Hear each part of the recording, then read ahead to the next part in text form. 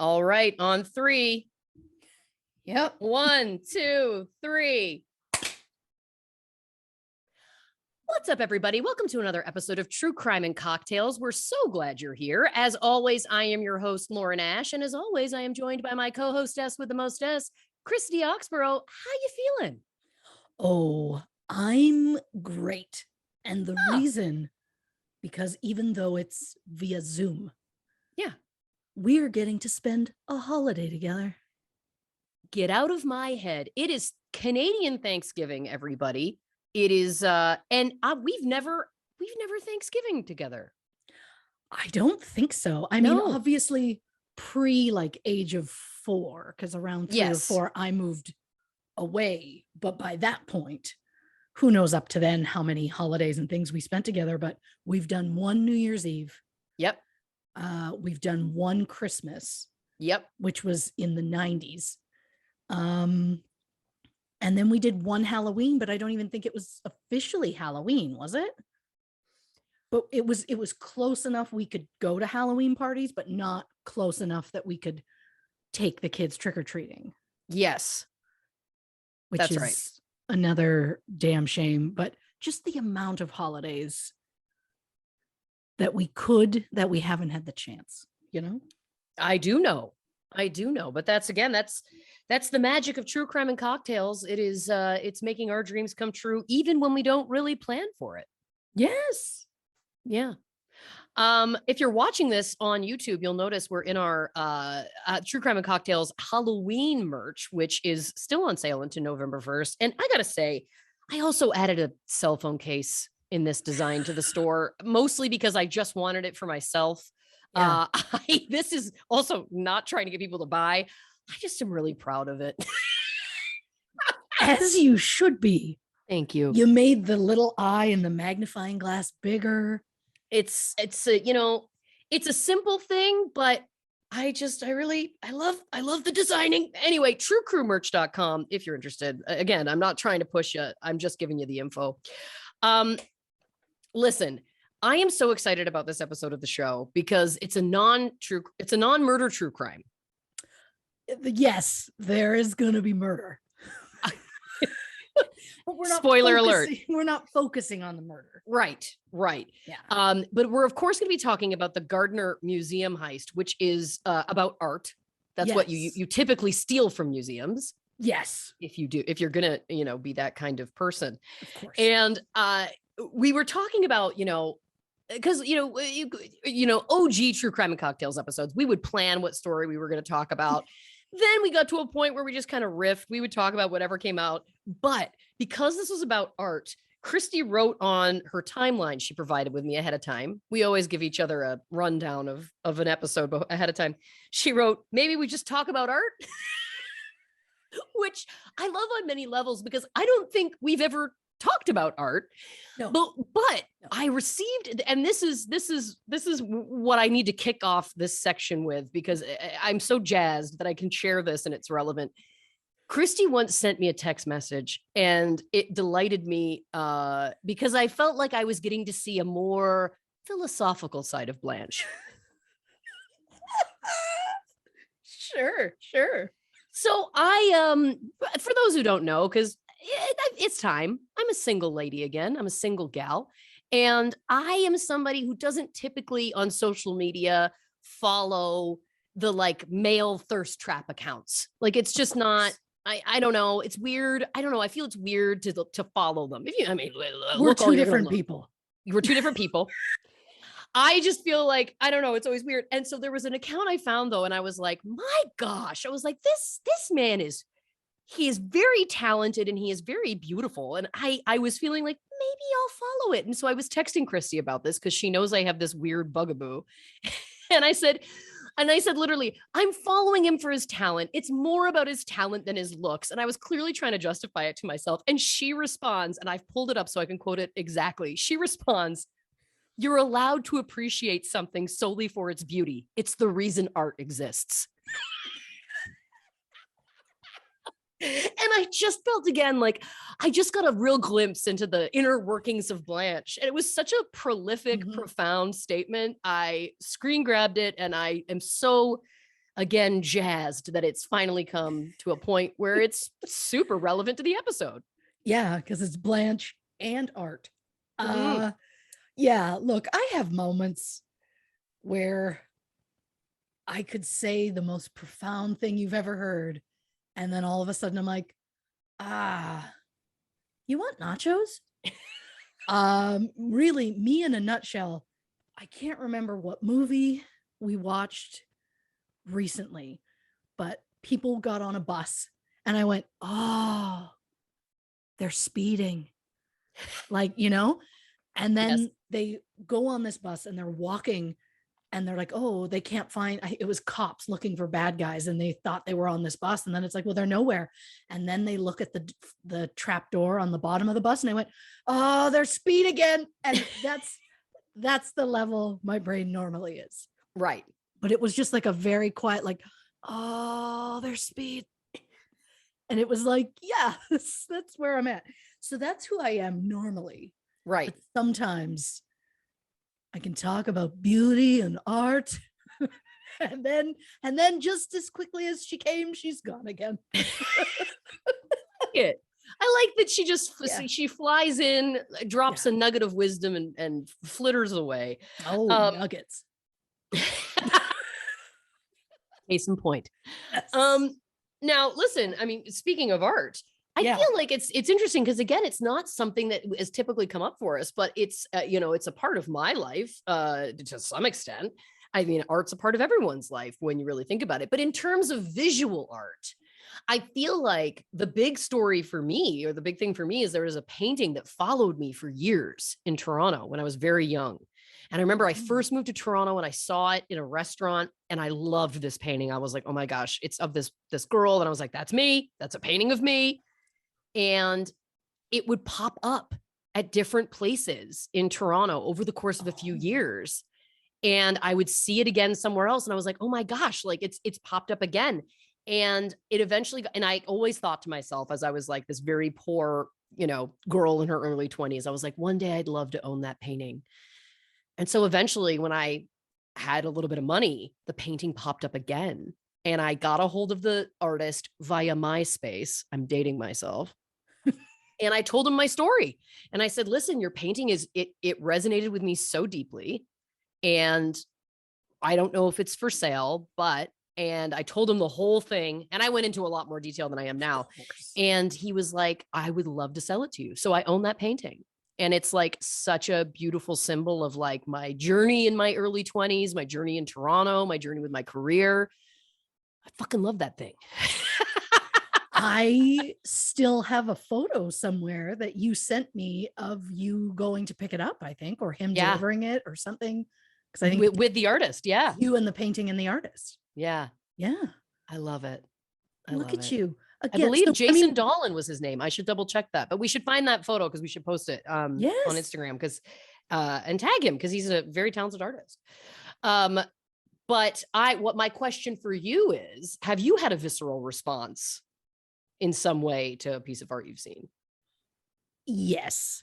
For reasons I don't know, but psychologist hat. I do know.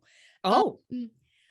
We, a few years ago, before we moved to the house we are currently living in, we put our house up for sale because it was a 3-bedroom home and we had just had our 3rd child.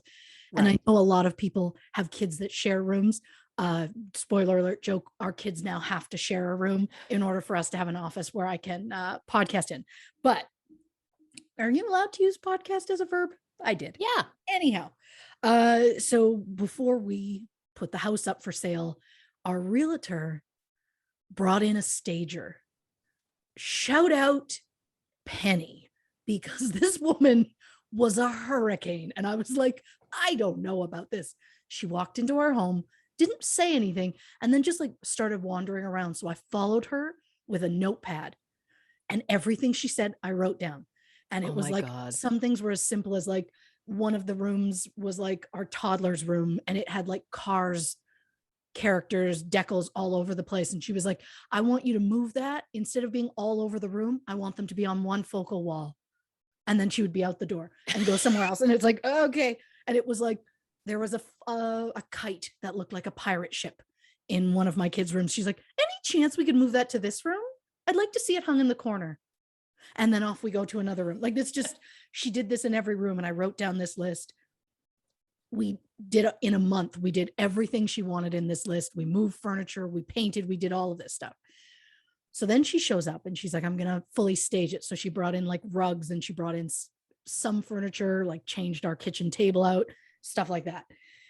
And she brought in some art. And one of them was like this bulldog looking thing that was like multicolored. And I was like, no, I don't care for that. And she's like, I'm thinking of hanging it in the basement. And I was like, perfect. I don't go down there. And then she brought out this one and it's like a 3-foot square. And it was basically like a Dalmatian with like just a Dalmatian on top of like a gray background with like a little bit of gold highlight throughout it. And there was something about its face, specifically its eyes, that I was like, oh my God, that's my Lou. It looks just like our dog Lucy, who we had at the time. And I was like, she was not a Dalmatian, but they have the same face. The eyes were exactly the same. And I was like, oh God, it's her eyes. Right. And then the house sold really quickly. So again, shout out Penny, because it was madness, but it was accurate madness. There was a method to her madness. She knew what people were looking for, whatever. So that the house sells and we're like, okay, she comes to pick up the rug and the table that she left and all the stuff that isn't ours that she's left at our house, because we don't need it anymore because we sold the house. So she's like, we're taking everything. And she's like, now just so you know, the art that I brought in, if you want, you can purchase it from me. I don't know where she got it from, but she was like, you can purchase it or I'll just take it and she'll potentially use it in another house or use it wherever. So I was like, oh yeah, the one from downstairs, nah, you take that.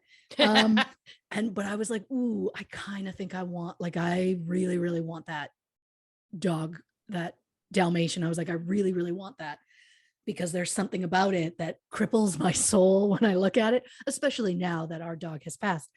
So I'm like, oh yeah, I really want that. And then I never ended up doing it because we were like, oh, it's a little bit expensive. And we're just in the process of buying another house. And it was like, this isn't the time. Where's it going to go? My husband wasn't a huge fan of it. So I was like, okay, it's fine. I'll let it go. My dream was that our realtor, who owes us nothing because we paid her, my dream was that she would somehow gift that painting to us and it would be in the house when we arrived. Yeah. Which is, she did give us a gift, but not a good enough one. Not the painting. And so I'm like, oh, okay, that's fine. And so I've thought about that painting. We've been in this house now like 6 years. I've thought about it for the last 6 years. And every time I think about it, my soul dies a little bit that I let it go. And I would like to find it again. And I don't know where to even begin, because is it going to involve me contacting the realtor, asking if she still works with Penny, contacting Penny and being like, where did this come from? Where did it go? How do I find it? Am I going to basically like national treasure this in a way to like finding clues on the back? Like she has like a part of a name. Maybe it's like a receipt that's ripped off and I have to figure out the rest of the receipt. Like I need it to be a puzzle for it to be fun. I've lost my mind. The point is, I am to a point, I'm desperate to get it back. Like I really want to find it. So my dream is that I'm going to be reunited with that painting someday. I mean, yeah. I have a birthday coming up. So I wouldn't say no if it was easy to find, but right. Again, I have no idea where to begin to find it, but my ultimate goal in life now is to be reunited with that painting. Well, speaking as someone who has been reunited with a painting, I believe that it can happen.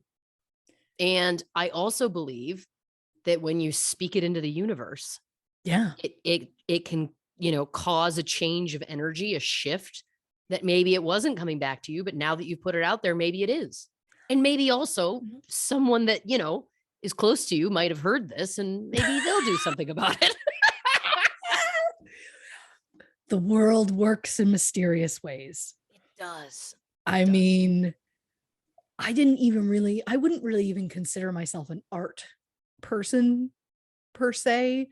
I mean, the closest I come, a few weeks ago, Cheddar was laying on our fireplace. When she likes to sit up high, she likes to dangle a single arm down.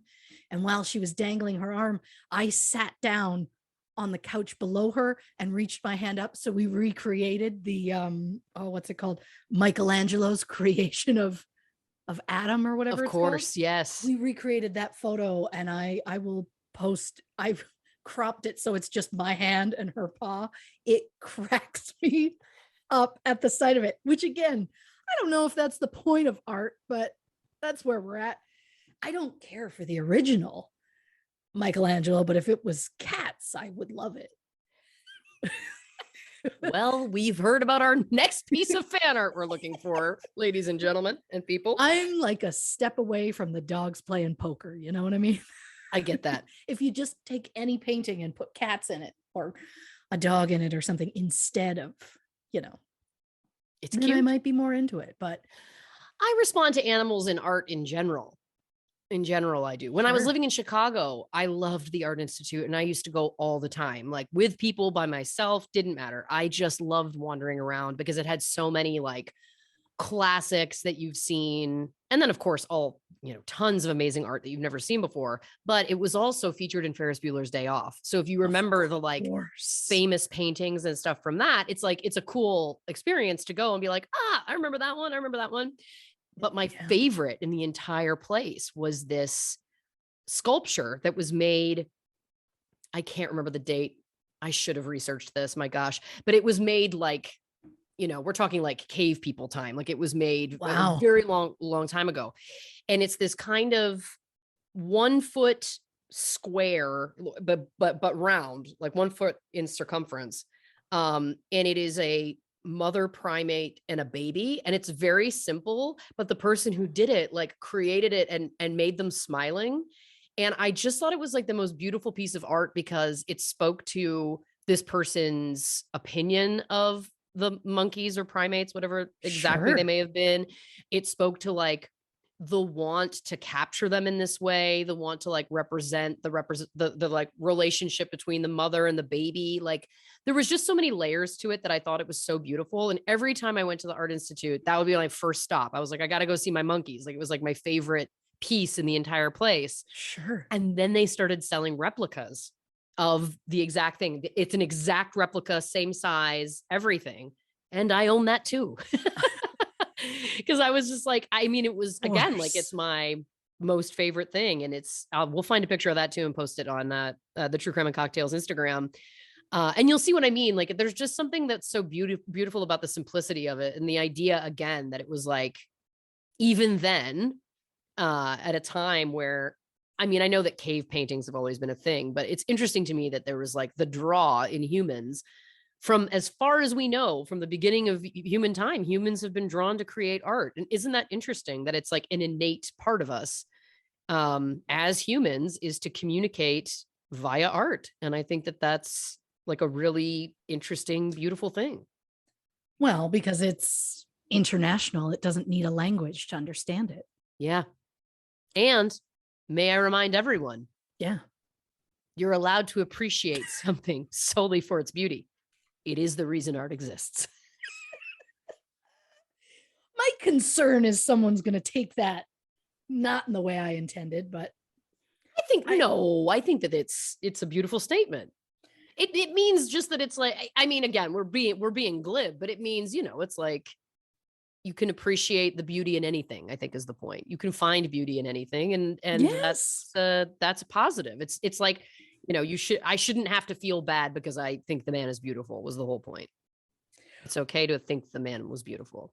Yeah. It's not like you're harassing him. You weren't sliding in the DMs. You weren't cat calling. You weren't doing any of the things I would do. No. I was drinking at that exact moment. No, of course I don't do that, but anymore. But the point is, I've never slid into a DM. No, she hasn't. I can attest. I'd know about it. I'm trying to think. I'm fairly certain my husband messaged me first. I don't know. We talked about it not long ago. Our teenager was like, who slid into whose DMs? And I'm like, no, it wasn't like that. It was kind of like that.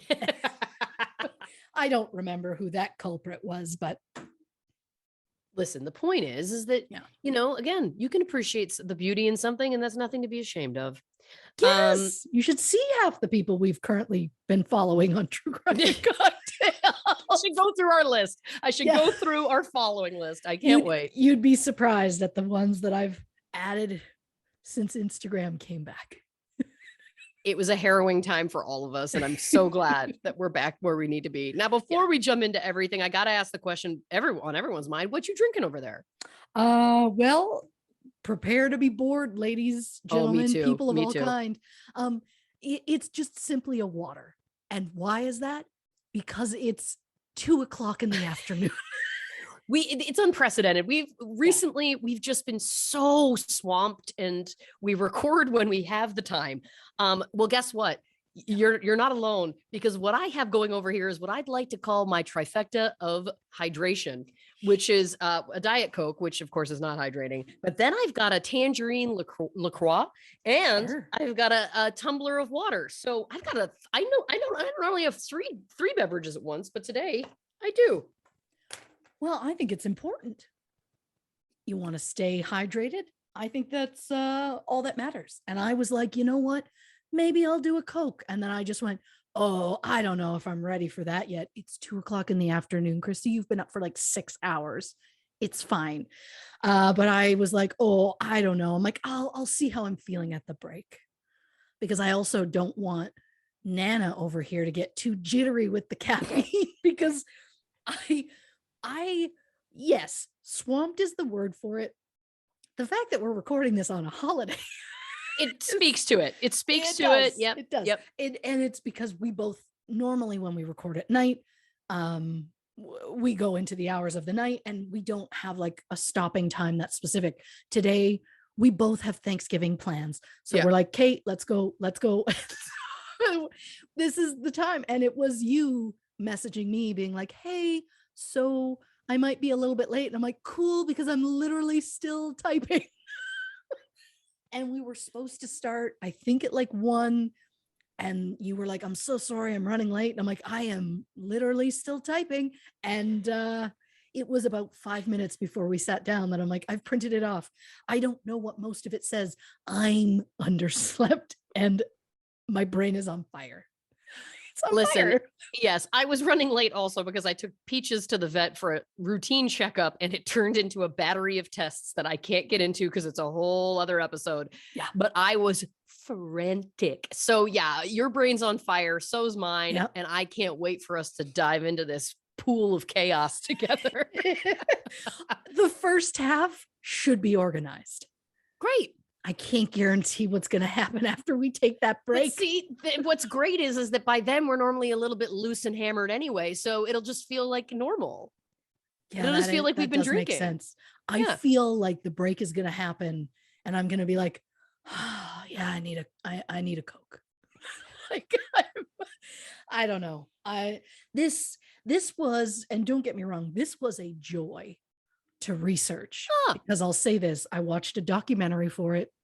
There was a second one that I did not get around to, but I watched one and it was so new Unsolved Mysteries style. Oh, it really took me back to our first few episodes and reminded me of when I used to like watch the episode and then take the notes and then rewatch the episode. And I watched those episodes so many times, and it's just, for the most part, it's not death. The focus on this is a heist, which is just like, okay, yeah, I'm listening.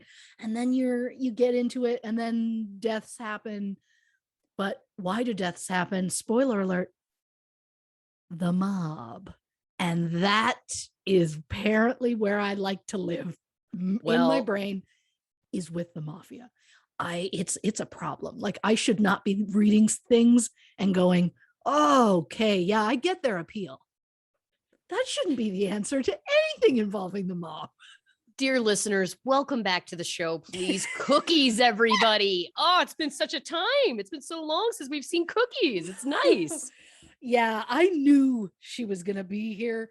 I do mention her at some point, although, bless my heart, I don't know when in my notes she comes up, because my brain is half on fire and half just a melted pile of goo, and I don't know what day it is. Yeah. You made a comment about when we were talking before we hit record, you said something about we have a new episode coming out tomorrow. And I was like, how is that possible? It's Saturday. No, today is Monday.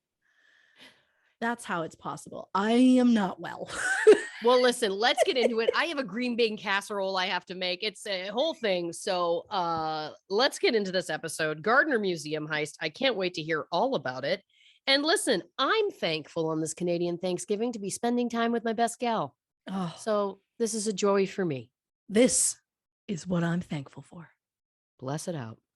And thank you for referencing green bean casserole. It's Thanksgiving. It's my specialty. Of course it is. Yep. I'll make it for you sometime. In the middle of the night on March 18th, 1990, two men dressed as police officers entered the Isabella Stewart Gardner Museum. 81 minutes later, the men left the museum with art worth nearly $500 million. To this day, neither the art nor the thieves have ever been found. So, who pulled off the biggest art heist in history? Was it a low-level thief working for a private collector? Members of the mob looking to gain a future bargaining chip? A middle-aged married couple who enjoyed the thrill of a heist? Or could it be that the real thieves were inside the museum all along? I was going somewhere with that. Again, I love it. I at like 4 or 5 in the morning, I ended that with like or could it be that the thieves were coming from inside the house?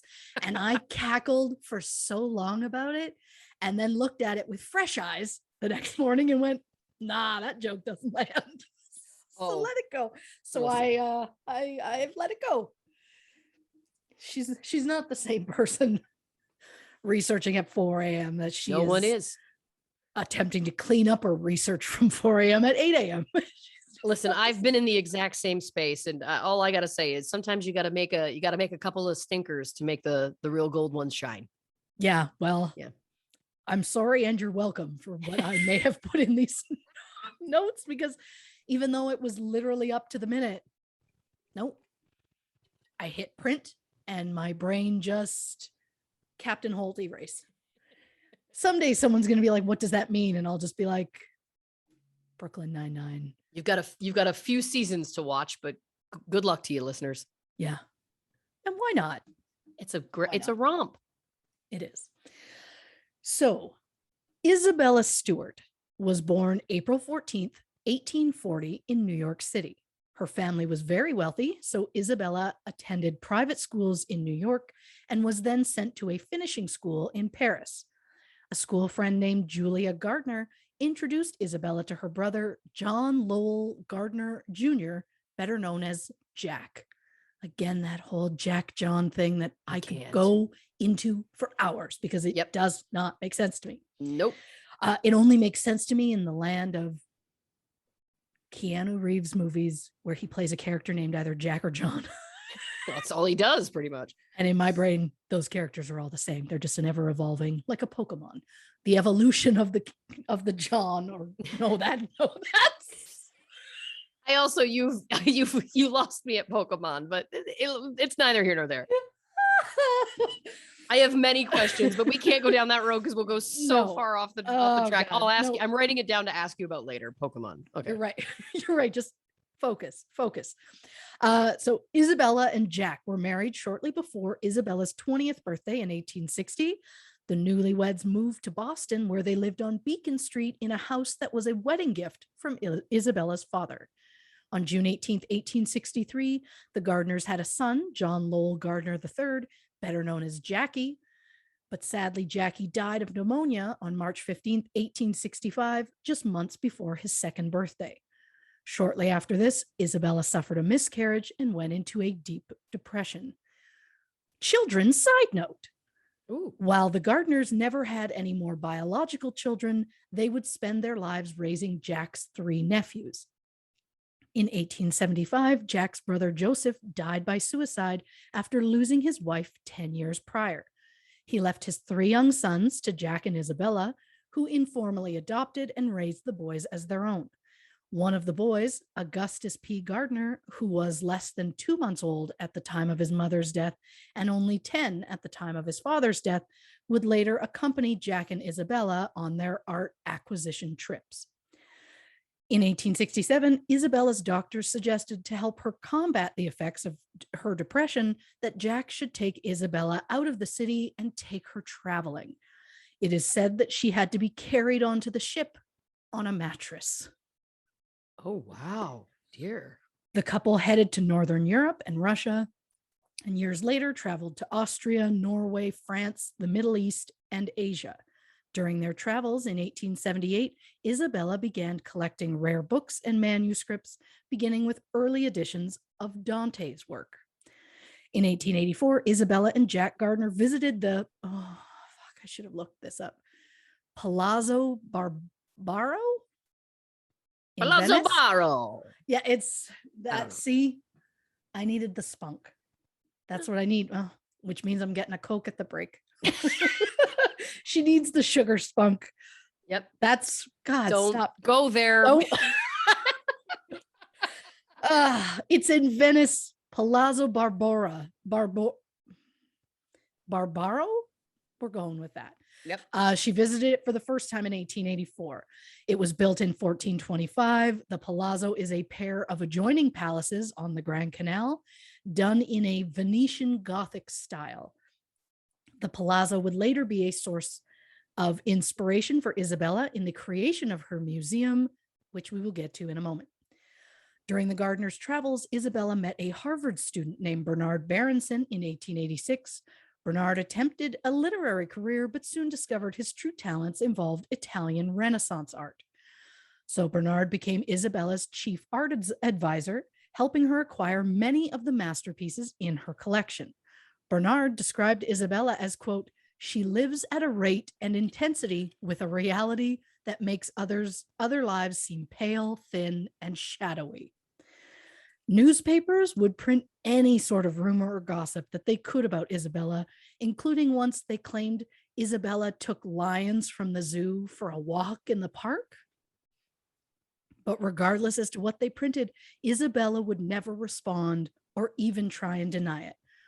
She once said, quote, "Don't spoil a good story by telling the truth." She smoked cigarettes.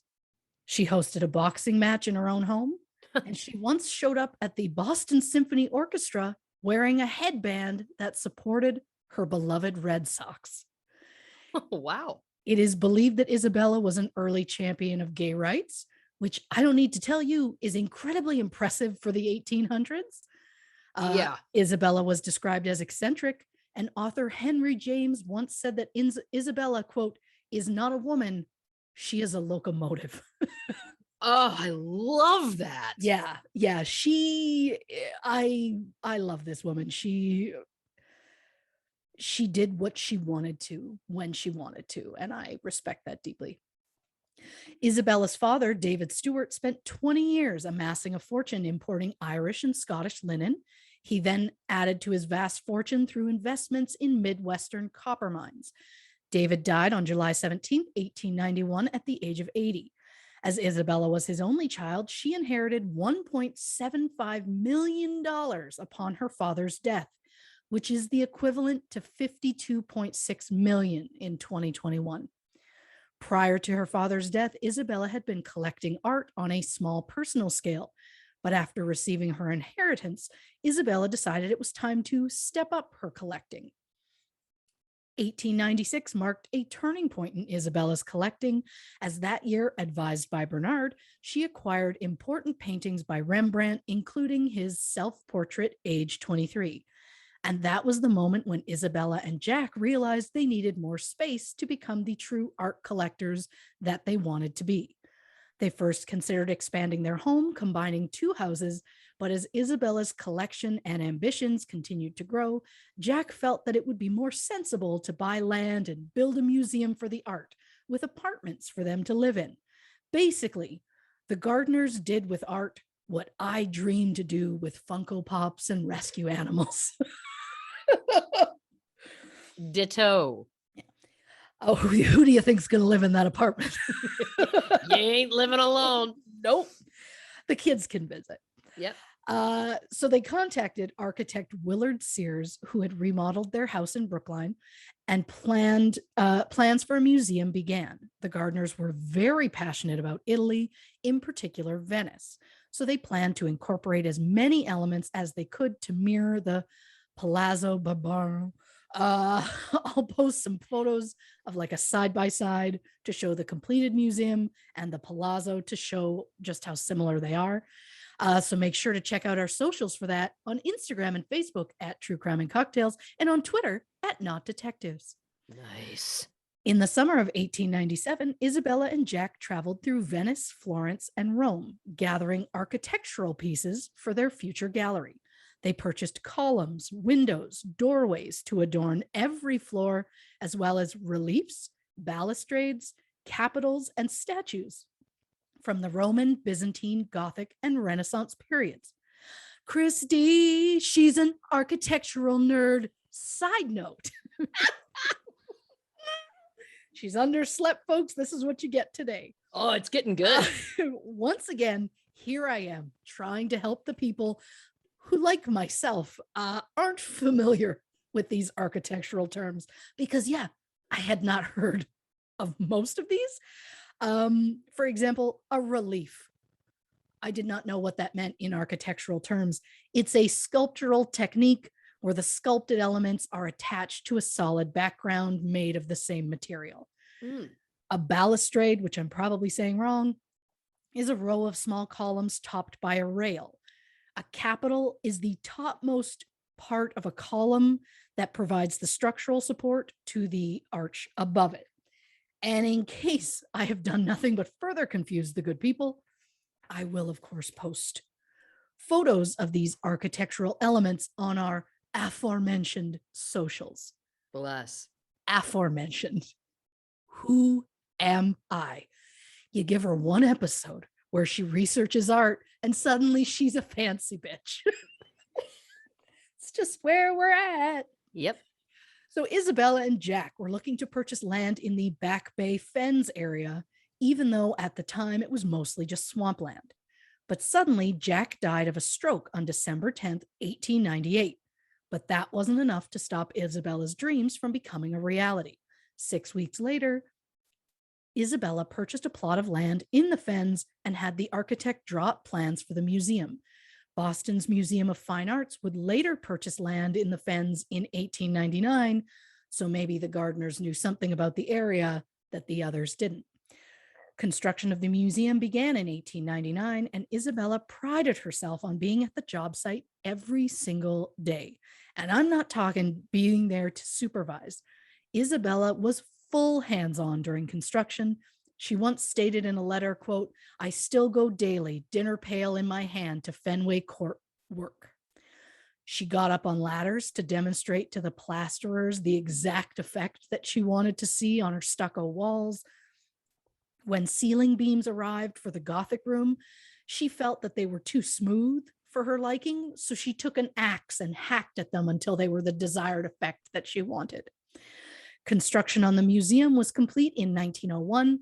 The fourth floor of the museum was designed and served exclusively as Isabella's private residence. She moved in shortly after construction was complete and then devoted nearly 2 years to personally arranging the art in the galleries on the first 3 floors. She installed paintings, sculptures, tapestries, furniture, rare books, manuscripts, decorative arts. She continued to acquire works and change the installations for the rest of her life. In 1902, Isabella wanted to test the acoustics of the museum, but didn't want anyone to see it before it opened. So she invited 100 students from the Perkins Institute for the Blind to a small concert at the museum. Concert confusion side note. Apparently, the concert went off without a hitch. However, there was a bit of a problem when the children were trying to leave. One of the attendants who worked at the museum was a little too cautious.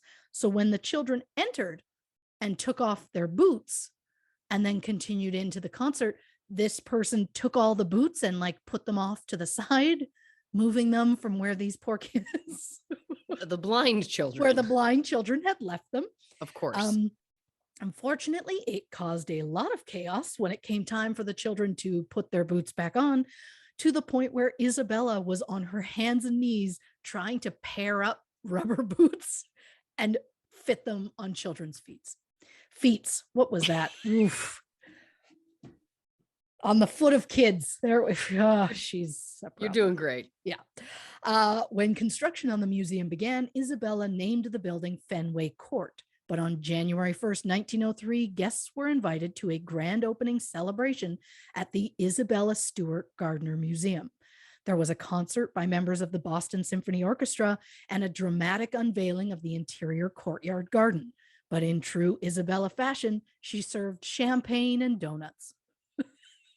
I'm in love with her. I think she would have been our kind of lady. She's our kind of gal. I can tell it already. Renegade. Yeah. I'm saying it. The museum was officially opened to the public in February 1903, and it was described as an architectural spectacle. The courtyard lies under a skylit glass roof and features stonework arches, columns, and walls integrating Roman, Byzantine, Gothic, and Renaissance elements. It's full of sculptures representing powerful women from classic mythology, such as Artemis and Persephone. Each room throughout the museum is filled with antique furniture and decorated according to its theme. But Isabella isn't the only one to use their private art collection to open a museum. Someone that we've mentioned previously on the show also opened his own museum, which brings me to, guess who's back? Back again. Side note. Oh boy. Some of our dear listeners may recall episode 28, which focused on all-around creep, Armie Hammer. Of course. Well, in the moment, we aren't talking about Armie. We're talking about his great-grandfather, industrialist Armand Hammer. In November 1990, the Armand Hammer Museum of Art and Cultural Center opened in Los Angeles. Thing is, while the Isabella Gardner Museum was praised for its construction and design, the opening of Armand's museum was described as, quote, "It would be difficult to imagine a more pathetic episode in the recent cultural life of Los Angeles than the opening of the Armand Hammer Museum of Art and Cultural Center." Oh my God. Now, Armand had quite the collection. He had about 100 paintings, a scientific notebook written by Leonardo da Vinci, a collection of drawings, prints, sculptures from a French caricaturist, Honoré Daumier. Apparently, over the span of 17 years, Armand publicly and repeatedly promised to bequeath his entire collection to the Los Angeles County Museum of Art, aka LACMA. Armand was even a trustee of LACMA starting in 1968. A collector named George Longstreet painstakingly assembled a collection of 6,000 pieces from artist Daumier. But Armand and LACMA wanted the collection and both expressed interest. But the museum deferred to its trustee, Armand, and Armand ended up acquiring it for himself. But he assured LACMA in writing the collection would be donated to them after his death. He made this written promise in 1975 and again in 1980. So Armand gets his collection, swears he's going to donate it. But then it came time to put his money where his mouth is. Armand suddenly demanded that the art that he promised be housed separately at the museum in special galleries devoted solely to his collection. The bitch was just trying to get his own section of a museum, which, take a nap, Hammer. Yeah. The museum, of course, said no. So Armand decided, fuck it, and not only kept the art for himself, but decided to build a $96 million museum that is simply referred to as a vanity museum. Now, the term vanity museum does feel like it comes with negative connotations, but remember, the Isabella Stewart Gardner Museum is another example of a vanity museum, as is the Henry Clay Frick collection in New York and Norton Simon's collection in Pasadena. But the thing about vanity museums, putting your name on it just to feed your ego isn't enough. You need to deliver the goods, as they say. And Gardner, Frick, and Simon all were able to do that. Their collections were described as extraordinary. Armand Hammer's collection, however, is described as, quote, too thin, too frankly mediocre to sustain a museum of its own. And yes, Armand's collection was well over 100 pieces, but apparently only maybe a dozen of those were considered impressive. And while the other vanity museums were filled with pieces chosen specifically by the museum's namesakes, Armand never chose art himself. He paid someone else to do it, or specifically the former director of the National Gallery of Art. This director agreed to help Armand choose his collection on the agreement that specific pieces be gifted to the National Gallery. Armand surprisingly went through with that promise and gifted some drawings to the gallery in 1987. And some say those pieces were the best in his collection, and that without them, Armand's collection is, quote, flimsy. Armand died less than a month after the museum opened. The museum's operating budget was provided a $36 million annuity from Occidental Petroleum, which caused questions as to the future of the museum's collection and the role that the Hammer family would play in the museum's administration.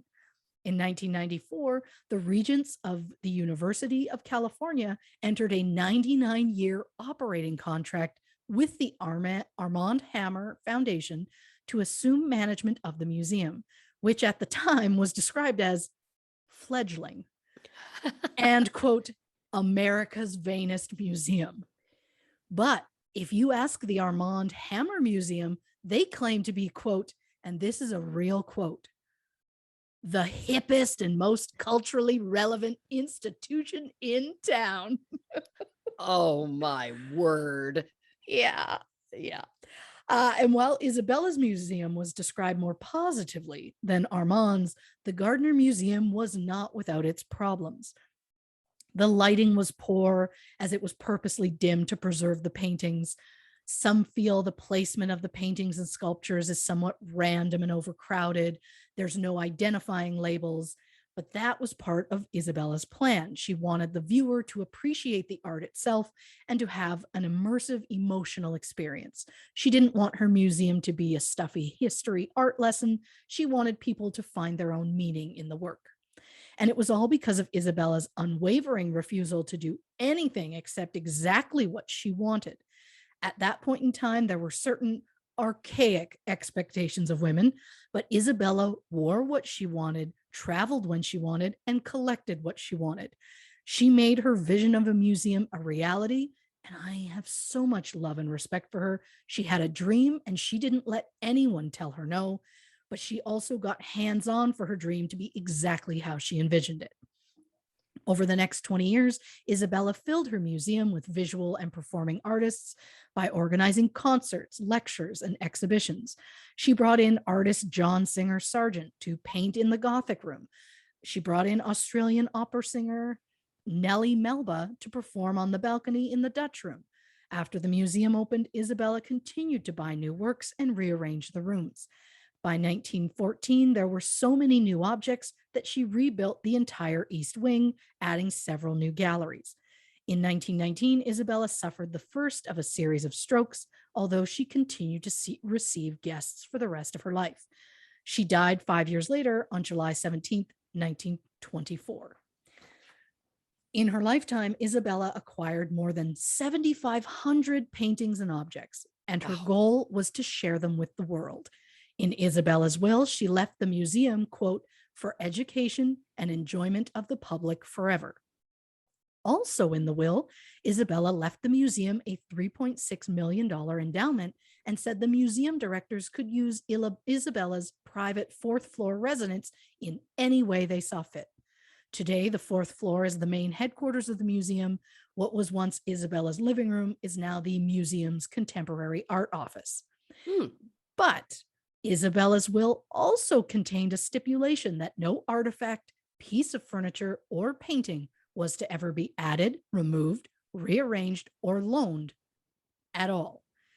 And if this stipulation was ever violated, all of the pieces were to be immediately packed up, shipped to Paris for auction, and the money would be given to Harvard University. Wow. Yeah, so I like this. It's my way or the highway. Kind of like, yes, she worked hard for it. So kudos to her. On one hand, I respect she spent years bringing her vision to life, so she didn't want anyone to mess with it. But on the other hand, by refusing to allow anything to be changed, it gave the appearance as though the museum was frozen in time. And some may say, if it ain't broke, don't fix it. And while I tend to agree, the one place that the Gardner Museum could have used some updating was its security. In September 1981, FBI special agent Edward Clark approached the museum's director and said that some robbers had found flaws in the building's security system and that they were casing the joint. Oh, shit. Clark gave some suggestions as to how the robbers could attack, such as using a smoke bomb to create chaos, going in during a Tuesday night concert, showing up late at night dressed as police officers, showing up disguised as women in trouble. Clark claims he got his information from Louis Royce, a man who spent his youth sleeping inside the Gardner Museum to stay warm. Louis was now a lackey for the Rossetti crime family. Here we go. An FBI agent who was an undercover in the Rossetti's family heard about the plan while trying to get him to sell him art from another heist. Art heists happen all the time, apparently. Wow. Papers were found that claimed that they had a man on the inside, specifically a guard, and that the yellow room and the blue room were the most accessible. After the Gardner heist, which we're going to get into shortly, Louis Royce admitted the idea was his, but repeatedly denied he had anything to do with the actual heist. Do we believe him? I don't know. We will get into the whole suspects thing later because there's a pile of them, but yeah, I'm not sure if I'm convinced about that guy or not. The museum board knew they were vulnerable to a robbery, but they didn't have much money to do anything about it. At the time, they had to install a climate control system to ensure the longevity of the paintings. But in 1982, the board of trustees decided to use what little money they had left to beef up their security. Closed circuit cameras were placed around the perimeter of the building, and motion detectors were added.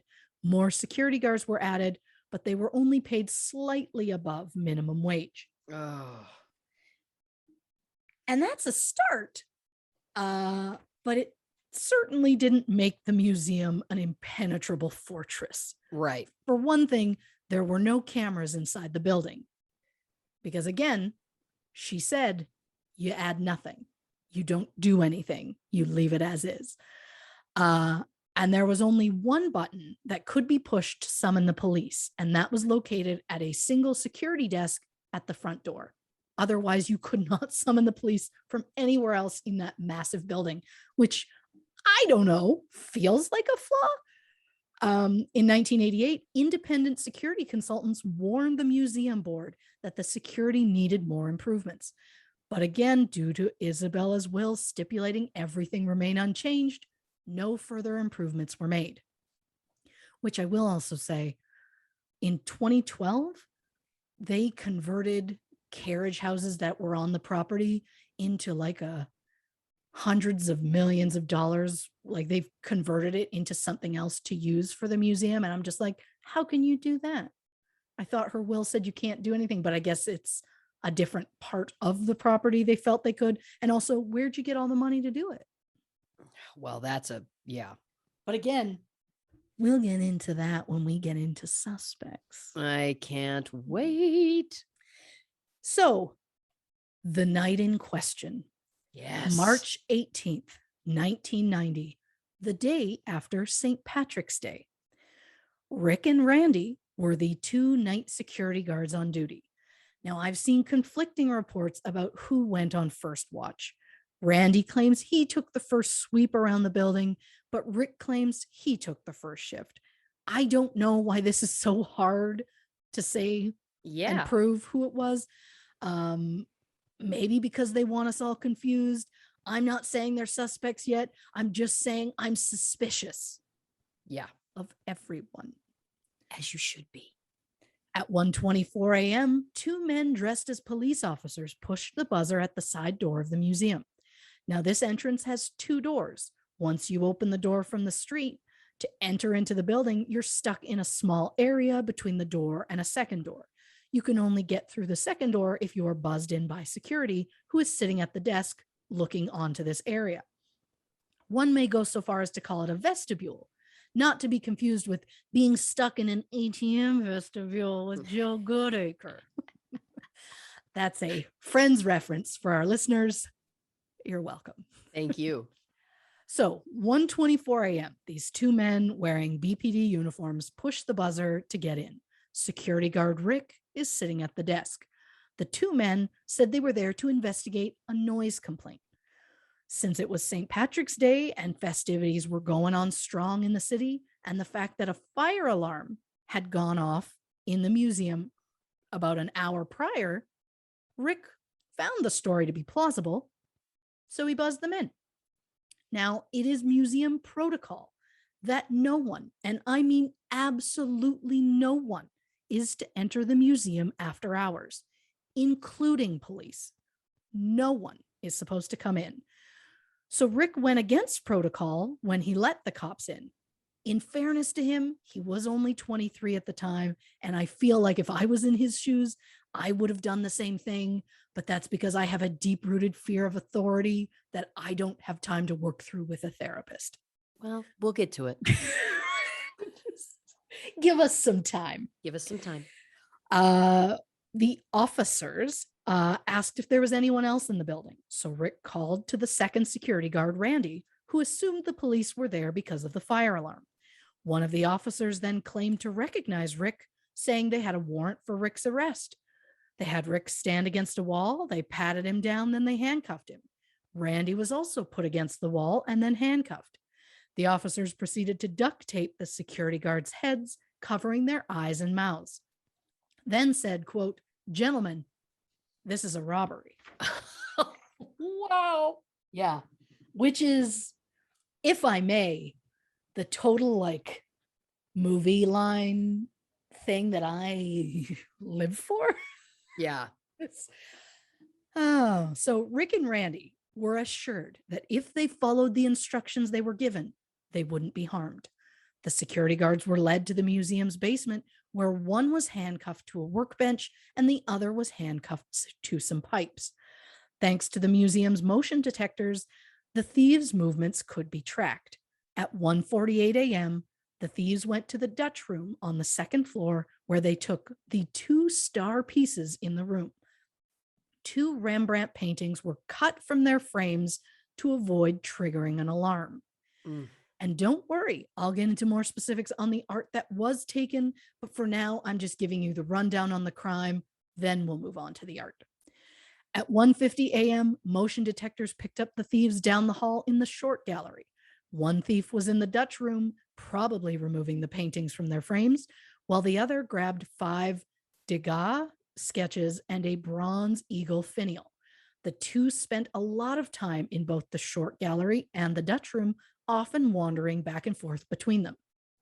At 2:10 a.m., both thieves were in the Dutch room.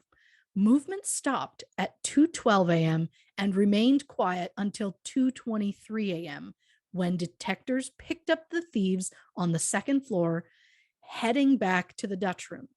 At 2:28 a.m., the sensors went off the last time as the thieves exited the building. Investigators say at 2:45, security cameras captured the thieves leaving, but I don't know what cameras they're referring to, as investigators have stated that the security tape from that night was taken along with the art, along with the printout of the motion detector sensor log. The log was saved on a hard drive somewhere, so the thieves obviously didn't know about that or didn't care. So police were able to get the hard copy, you know what I mean. They were able to get it from a computer, but the printout had been taken.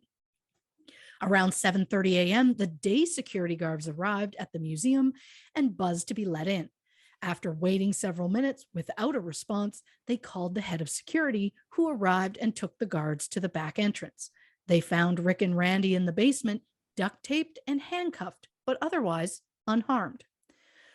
So now you get the general idea of what happened. I would like to add a few more things of note. Yes. Rembrandt's self-portrait, age 23, was taken off the wall, but the art was still in the frame. So I don't know if they planned to take it and ran out of time. It also seemed like they had hours to spare. So I don't know if they simply forgot and left it there. Maybe they were supposed to only get specific works and they realized that wasn't one on the list. I don't know. But they did take it off the wall and then just left it there, which I find interesting. Yeah. The frames for all of the pieces were left in the rooms on the floor where they were originally hung up, most likely due to their weight. However, the frame from the Manet's Chez Tortoni was left on the security guard's chair, which feels like a choice. Another thing about the Manet, it was in the Blue Room, which is located on the first floor of the museum. Since it went missing during the robbery, it's believed the thieves took it. However, there is no sign that the thieves were ever on the first floor. No alarms went off on the first floor between the time the thieves entered and they exited. So I don't know how they got there. Did they find a way around the motion sensors, but only for that room? They didn't seem to care that they set them off everywhere else. And why did they leave the frame specifically at the guard station? Obviously, it was like some sort of, it was just like maybe it was just them flipping the bird, being like, here you go. Why that one specifically? I have a lot of questions. Another curious thing of note was in the Dutch room. There was a hidden panel in the wall that opened up to a corridor and another exit. The hidden door was ajar in the crime scene photos. They don't know if it was open when the police got there or if police somehow opened it, but no one knew about the hidden panel except for the museum staff. Did the thieves access other parts of the museum through that panel without setting off motion detectors? There was an 11-minute point where no movement was detected. Could they have gone through that panel and gone somewhere else in the museum without setting anything off in that time? Unfortunately, I have to say some of the investigation wasn't exactly top notch. The duct tape that was on the guards was removed, balled up, and essentially just thrown away. It was never examined for fingerprints, never collected as evidence. But don't worry, the police were totally on it when it came to security tapes. When they looked through tapes from the night before the robbery on March 17th, they found footage of a man leaving the museum around 12:45 a.m. They released the video to the public, hoping that someone might recognize the man. Oh, did I forget to mention they released that footage in November of 2015? Thinking somehow that would help, investigators claim the videotape was mixed in with other evidence that had been collected at the scene. Mm-hmm. People claim the man in the video was the museum's security director, Larry O'Brien. So the police just decided it wasn't a big deal. But to that I say, is it normal for the security director to be in the building after midnight? Feels late to me. The night before a huge heist? Like, that feels weird. But also, I love that they're like, you know what? We need to go public with this. We need people to know who this man is. It's been like 20 some years. It's fine. Like top notch.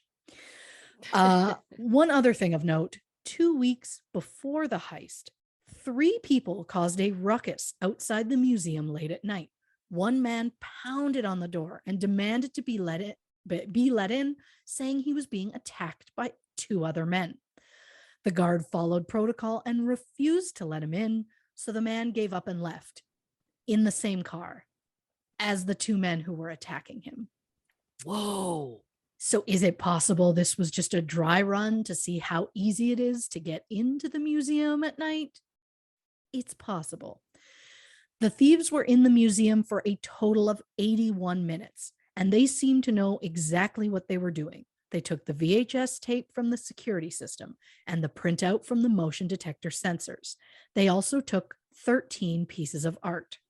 From the Dutch room, the thieves took 2 Rembrandt paintings, namely A Lady and a Gentleman in Black and Christ in the Storm on the Sea of Galilee. Both of these works were brutally cut out of their frames to the point where there are still slight canvas fragments attached to the frames. We don't record in the day. There's never normally doorbells. Do you want to wait? Let's just take a pause. Sure. Thank you. Thank you. I should make sure there's nobody at the door, I guess. Give me 2 seconds.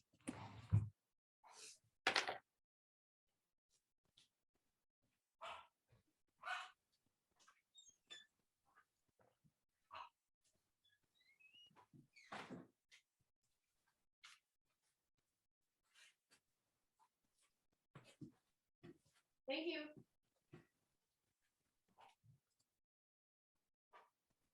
So sorry about that. No. Again, we don't normally do this during the day, so the people are going on a real journey with us. Oh my God. I should have put a sign up. Don't ring the doorbell. It's curtains that I ordered in June that arrived today. Anyway.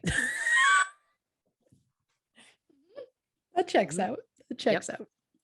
Sorry. Do you want to give that last bit again so we can cut this all out? Sure. From the Dutch room, the thieves took 2 Rembrandt paintings, namely A Lady and a Gentleman in Black and Christ in the Storm on the Sea of Galilee.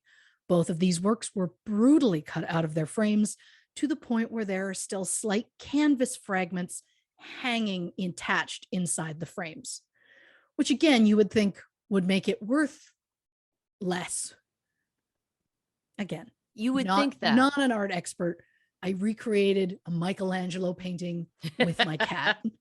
Far from an art expert. Although some may say the new Banksy? What? Not the new Banksy.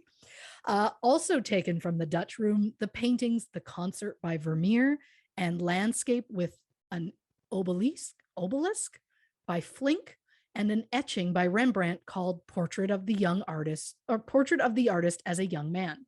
The etching was only about 2 inches square, and I'm fascinated by the fact that they took the time to take that one out of the frame. Where you think that wouldn't be that difficult for carrying.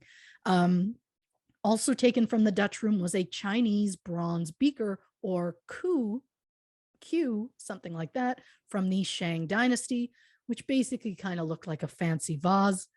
It is said that the Chinese artifact was not worth nearly as much as some of the works that were left behind. The thieves then moved to the short gallery, where they took 5 sketches by Degas. This included 2 charcoal sketches, both titled Program for an Artistic Soiree, a watercolor called Leaving the Paddock, a pencil sketch called Procession on a Road Near Florence, and an oil on paper called 3 Mounted Jockeys. While in the short gallery, the thieves also took an eagle finial from the top of a Napoleonic flag. They apparently tried to remove the entire flag, which was in a case screwed to the wall. But after removing a single screw, they decided, we'll just settle for the finial, which was a weird choice because the finial is said to be pretty much worthless. So was it a random choice to take it? I don't know. My big thing is I want to know, were they given a list or did they just go crazy and pick whatever they felt like in the moment? I assume a list, since their movements seemed almost planned out by sticking to 2 main galleries. The Flink painting was back to back with Vermeer's painting over a small table near the window. Was that one taken simply because of its proximity to one they were already taking? The single item that was taken from the Blue Room was the painting Chez Tortoni by Manet. This is the piece whose frame was left on the security guard's chair, and the piece that was taken even though no motion detector sensors went off in that room or even on that floor the entire time the thieves were in the museum. Now, while the idea of people never seeing these art pieces again is, of course, upsetting to many, the biggest losses in the heist seem to be Christ in the Storm on the Sea of Galilee and the concert. The thing about the Galilee painting is that it was Rembrandt's only painted seascape, and the concert was a Vermeer who apparently only did like 30-ish paintings in total. Accuracy side note. You're right, dear listeners. 30-ish does not sound like the kind of research you normally expect from ya bitch, Christy. But it turns out that no one truly knows the number. The current consensus is that there are 37 Vermeer works that were painted, but some scholars have doubts on the genuineness of 3 of them. So is it 34 or 37? Apparently nobody knows. So if nobody knows, you bitch don't know. And that's where we're at. Yep. But what we do know is that art is easy to transport and can easily work as international currency. In the early 90s, the underground art market was second only to the drug trade. It seems more likely that whoever took the art planned to sell it on the black market or possibly give it to a private collector. But as of October 2021, the works have not shown up on the black market, which is interesting. I don't know how. I guess the FBI is constantly watching the black market, because how would they know if every single thing? Because if they are seeing everything on the black market, I have some questions on why they aren't stopping a lot of things that are on the black market. Yep. It's unlikely that the art was taken in the hopes of using it as a bargaining chip, because no ransom request has ever been made. Nope, that's the wrong page. I'm losing my mind. You're doing great. Listen, this is fascinating. I'm already concocting theories in my mind because, I mean, I know nothing about this. So again, I'm engrossed. Entranced. But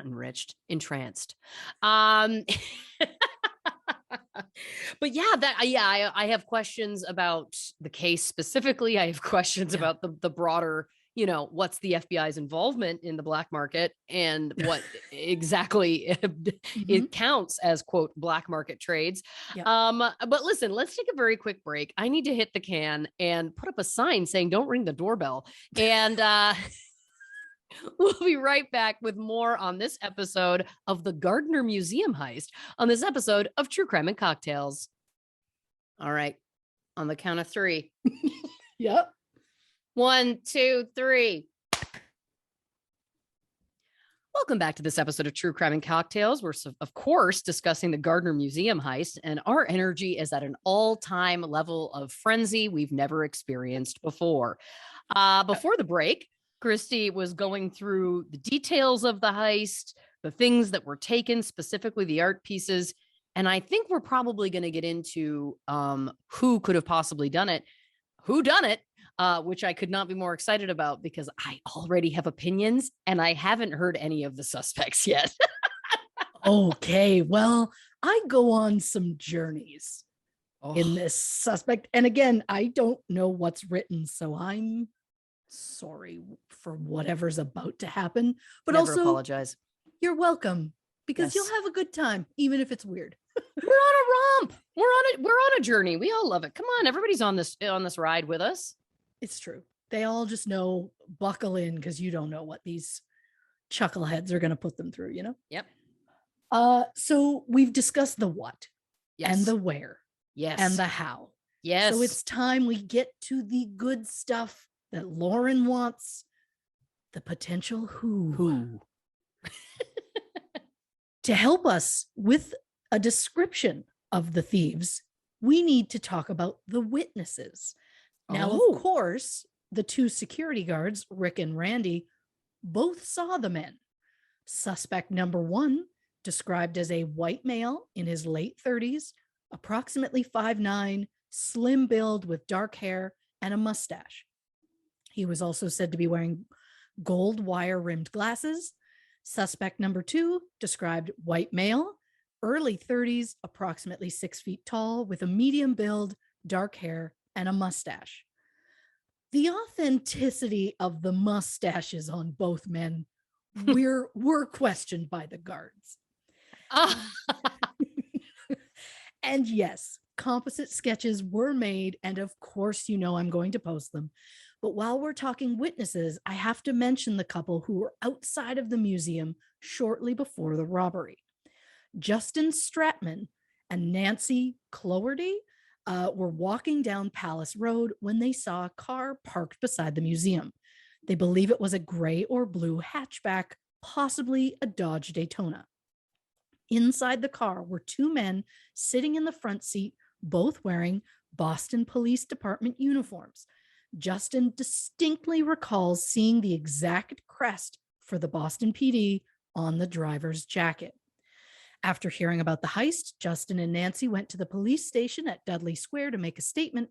Justin pointed out the patch on their jackets and said it was exactly the same as what he had seen the night outside the museum. Justin and Nancy only spoke with BPD and were never contacted by the FBI, who had taken over the investigation. Years later, they got to see a copy of the statement they had given to police that day, and the description of the men in the car was far more detailed than they ever remembered giving. Especially the fact that it listed the approximate heights of the men, even though they were sitting in a car. So how would they have said how tall they were? And the answer is they wouldn't have. So why was that description specifically something that police file had to have? That's a question we'll probably get into. So it feels sketchy to me. My brain is like, people assumed the thieves were pretending to be cops. What if they were actual cops who also happened to be thieves, hiding in plain sight? They wouldn't be the first crooked cops. And yes, let me stress, I know that there are good cops in the world. I'm just saying, is it possible the uniforms weren't just a cover? I am, of course, speculating. Of course. And honestly, it doesn't seem too far-fetched to me when you hear that some have suggested the thieves were operatives for the Vatican. There's the idea that maybe the thieves were working for a private collector, since the paintings chosen were so random and not the most expensive in the museum. It would explain why the paintings have never surfaced on the black market, because again, they make that assumption. Again, do you know everything that comes up on the black market? I've thought that was part of the black market's charm, is they don't know everything. Do they have a Google alert on the black market? It's weird. Like, if they ever use the tag Gardner art, then it goes off. But believe it or not, it's never gone off. Like, it's such a weird statement to make for like, but you know the stuff that's on the black market, right? And you don't stop that. I know that that's a bigger thing and there need to be more people in all of that, but still. Yeah. But if it was just some guys that were paid for a job, how have they not said anything yet? Right now, there is a $10 million reward for that art. To me, $10 million is a pretty big incentive to tell the police who has the art and cash in. And at this point, by getting the 10 million, not only has the statute of limitations surpassed, but also you kind of aren't going to go to jail for that, because at this point, they don't care who did it. They just want the art back. Right. And okay, great. So you can admit to it now. But I'm convinced the people who did it are dead, but we'll get into that. Ooh. If a private collector, oh boy. If a private collector was really smart and they'd hired guys for this job, you think that they'd just kill them when it was complete. And Cookies has arrived. I I assumed she'd wait until we got into our upcoming section on the mob. But one thing I know about Cookies, she doesn't play by the rules, not even her own.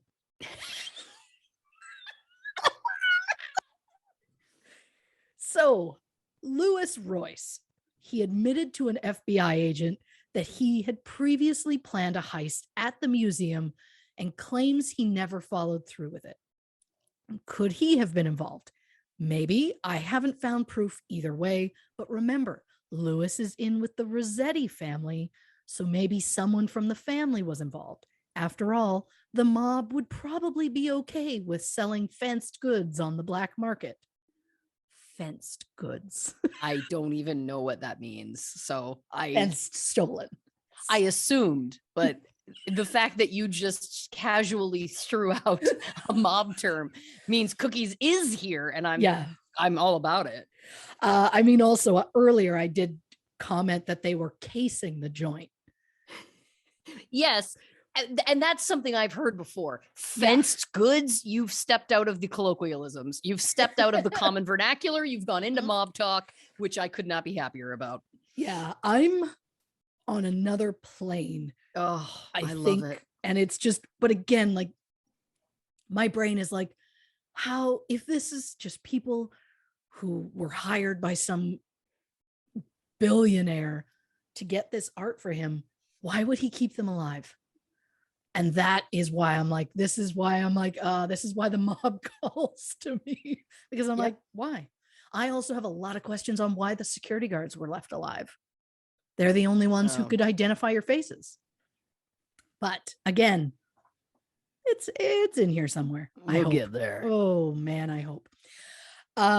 So in 2013, the FBI said that, quote, with a high degree of confidence, they believed that organized crime was behind the Gardner Museum heist. But maybe it wasn't specifically the Rossetti family, but what about someone from the Irish mob, such as someone like James Whitey Bulger? Now, Whitey was a member of the Winter Hill Gang, whose members were predominantly Irish American. Whitey was the gang's leader from 1978 to 1995, and is one of the most infamous Irish mob bosses.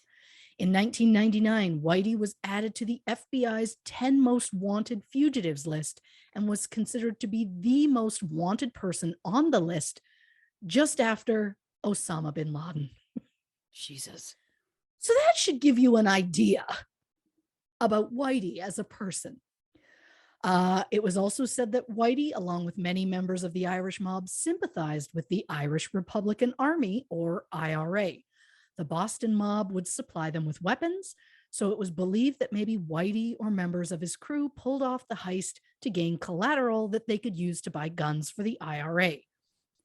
On September 14th, 1984, a swordfish boat called Valhalla sailed out of the North Shore of Boston. The boat contained 20 tons of ice, 7,100 pounds of mackerel and squid, and about 7 tons of AK-47s, ammunition, grenades, bulletproof vests, and explosives. Jesus. The contents of the boat were meant for the IRA and the 6 British-ruled counties of Northern Ireland. Whitey and his associate Patrick Nee had helped to gather the large arsenal that was in the boat. It established radio contact with the Irish fighting boat Marita Anna and transferred all of its illegal cargo to the Marita. 200 miles, or 322 kilometers, off the Irish coast, the Irish Navy seized the Marita Anna, which was one of the largest arms shipments in Irish history. In 1994, Whitey was indicted for multiple murders and racketeering. He fled but was captured in 2011 and remained in prison until his death in 2018. It was suggested that due to Whitey's involvement in the crime underworld, he might have heard something about the Gardner heist. The FBI agent who originally told the museum the mob guys had been casing the joint said they were members of the Rossetti family, which is associated with mob leader Frank Salim. And And since Frank and Whitey often work together in various criminal dealings, it wouldn't be a far stretch to think that Frank might have told Whitey about the Gardner Museum's security issues. And back to the IRA, Whitey was a very vocal supporter of theirs, including having secret meetings with the group's leader and agreeing to an urgent request to support the cause. I don't know what that urgent request was, but apparently stealing art and exchanging it for guns and military supplies is long regarded as an IRA tactic for raising money. In 2015, an art theft investigator announced that he had been told by multiple reliable sources that the Gardner paintings had wound up within the IRA. Terrifying side note. So I've done some reading on Whitey Bulger, and dude was terrifying. Like, I briefly thought, like, ooh, he's got so much going on, get into the mob world. Maybe someday we do an episode on it. And the longer I went in, I was like, maybe a little further in the future. For example, on Memorial Day weekend in 1980, master safecracker Arthur Bucky Barrett robbed the Depositors Trust Bank in Medford and walked away with $1.5 million. After the robbery, Bucky went into hiding. Now, Whitey had this belief that if a crime was committed in his geographic area, that the perps either needed to ask his permission or give him a cut, or both. Bucky did neither of these things. So even though Bucky went into hiding, Whitey hunted him down in 1983, allegedly tortured him, and shot him in the head before hiding his body. Jesus. Bucky's remains weren't found until 2000. Wow. Assuming that it's true about how territorial Whitey was, it makes you wonder what he knew about the Gardner Museum, as that would have also been in his area. And this is the moment that I knew I need to get away. I need to step back from the mob, because I was like, yeah, being territorial makes sense. They shouldn't make a move in your area unless you know about it. Oh, that's... When you start agreeing with Whitey Bulger, maybe it's time to take a nap. So if someone connected to Whitey didn't commit the heist, I believe that Whitey would have found out who the perps really were. And just to put a pin in the mob for a moment, I want to talk about a few other non-mob related suspects before we just full head first right into the mob.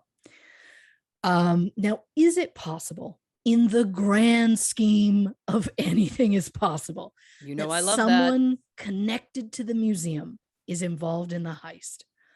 The thieves were able to steal 13 paintings in just 81 minutes. So that feels like they had previous knowledge of exactly where the specific art was located and how to navigate the museum.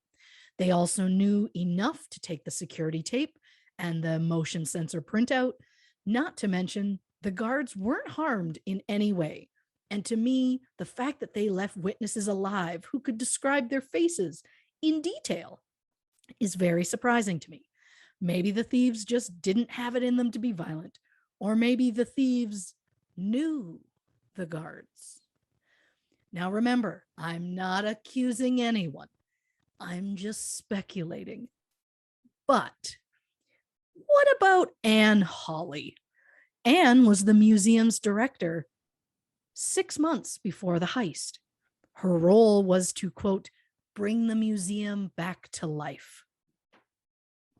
She remained the director of the museum from 1989 to 2016. So Anne was charged with the task of breathing some life into the museum, which is a difficult enough task already, but especially when you have to add in the fact that you can't physically change anything about the museum because of Isabella's will. I know it sounds crazy to think that a museum director would orchestrate a massive robbery, but it did get the museum back into the news, and I'm sure it helped get more people through the doors, especially people who flocked to see all the empty frames that are hanging on the walls, people who want to step foot in the crime scene for themselves. Again, I'm speculating. I'm not saying she's guilty or involved in any way. I'm just saying the timing is weird. That's all I'm saying. Yeah. And we look at everyone. That's what you're supposed to do. Cops do it. Yes. But while we're talking about suspects in the museum, what about the sketchy guards? Not much is known about Randy, as people seem to just write him off in this story because not unlike Dante and Clerks, he wasn't even supposed to be there today. The regular guard, Joe Mulvey, called in sick that night, although the museum claims that was not a rare occurrence. And I assume they announced that publicly because the person who calls in sick the night of a massive heist sounds super sketchy to me. Yeah. But not to the police. They didn't seem bothered by him. Unbelievable. Also, Randy had never worked a night shift before, so he probably wasn't familiar with how things worked. I'm sure that a day shift and a night shift were quite different. Just note that I originally wrote, as different as night and day, and then I laughed for so long at my own lame ass that I decided, God, that's not funny. I have to take that out. And my brain is weird today, so now it's back in. I like it. Randy was so unsure of what the night shift entailed that just in case he'd have time to practice, he brought along his trombone. Stop. Stop. If I hear, I'm just hearing random like trombone in my head, and it's hysterical. Gosh, I wish you could all journey in there sometime. Yep. It's like Jumanji, not the good parts. So most people kind of ignore Randy in this situation to the point where he hasn't even shown his face and his full name hasn't even been published. I know his name's Randall, but that's about it. But the same can't be said for Rick, aka Richard Abbott. At the time of the heist, Rick was 23 years old and a musician. A few days before the robbery, Rick gave his 2 weeks' notice, claiming the job was getting in the way of playing with his band. Oh, boy. Rick also admitted he planned to call in sick the night after the robbery because he had tickets to a Grateful Dead concert out of town in Hartford. So the day after the robbery, he skipped town and just never returned to his job at the museum, which you were taped up in the basement for 8 hours. I get why you didn't go back. But still, after going through that, you were still, I'm going to go to that concert. Do we know he went? We assume he went. Interesting. Mm-hmm. But Rick was a suspect early on. The FBI questioned him extensively, and investigators even told Rick in 2013 that they were never able to eliminate him as a suspect. Oh. And of course, not only did Rick break protocol to let the thieves into the building, he also opened the side door at 1:01 a.m., just 23 minutes before the thieves buzzed to come in. Rick claims he did it all the time. But to that I say, why? Was he going outside to smoke a cigarette or something? The timing of it is sketchy to me. Rick claims he used to open the door all the time. I could not find any proof as to whether or not that was true. I'd have to look through the motion detector sensor logs from every shift that Rick ever worked. And obviously, I do not have access to that. But to the Gardner Museum Board of Trustees, I say, give me some time alone with those files. Let her have some time with the files. Yeah. I'm not saying I could get your art back, but I'm saying I'd try. You never know. Yeah. Rick also admitted that he let people into the museum on January 1st for an impromptu New Year's Eve celebration. And then there's the fact that Rick would often show up to work high, although he claims he was sober that night. Again, I'm not saying he's guilty. I guess at this point, I'm saying he was a terrible security guard. No offense, Rick. Of course. He apparently is married with children, living a lovely life now, but I still have questions. Did they not kill them because they know who the bad guys are, and they know that if they say anything, they'll be taken out. I mean, were they given a cut of money? Oh, but see, again, to me, right now, the offer is $10 million. That would be so hard to say no to, when it's like, but again, if you don't know exactly where it is, but if you know who did it. Well, here's the other thing, though. Let's say, I know we're already speculating, but let's say very quickly, let's say Rick was working when the three people had the melee and was like, let me in. And he was like, nope. Who's to say that after that, he wasn't approached and like, look, here's the deal. Next time, let us in. Whitey, whoever was like, you're going to let us in next time. We'll make it worth your while. He's 23. He wants to be in a band. A small amount of money at that time in someone's life may have seemed like a very large amount of money. And if the mob is involved, I don't know that I would come forward for $10 million, because how much is your wife worth? Like, who knows? Sure. Well, I would need to know in advance, which of course I'm not going to know, but I would need to know, like, how good's their memory? Like, how long does the mob memory stay? Like, if the people I specifically made a deal with die, can I then come forward? Or are people going to be like, you can't do that to, once a mob, always a mob? Like, I think it's, yes, my instinct, again, having no mob experience firsthand, again, fencing was a new term for me. Fenced goods. My instinct is that even if, using Whitey as an example, just as an example, if his mob continues to exist even after he's dead, I think if you out him, I think that the mob would get revenge. Oh, you're right. Like, revenge. I was just gonna say, like, if God forbid, I died in 30 years, somebody came out and said something shitty about me. But I'm just saying, in 30 years, I feel like it wouldn't matter if there was money on the line, or none of it would matter. You'd be like, it's no less fresh. Yeah, you're right. I'm basically saying that our relationship is as though we're in a mob family together. Oh, we are our own mob family. Wait a minute. If you're cookies, does that make me biscuits? I certainly hope so. I hope so too. Cookies and biscuits. That is... Well, fuck, now you're going to have to make a shirt. Yep. And the fan art. Again, we don't ask for it outright, but we do. Anyway, moving on. I love how adorable our mob is. I know. I mean, what would be amazing is that our mob, like, run by Cookies, of course, Cookies is the big cheese, obviously. Sure. Cookies is the one that's like, she's got the plans, she gets shit done. She's like, you don't cross us, whatever. And then Biscuits is like, let's talk about what's going on in the universe energetically.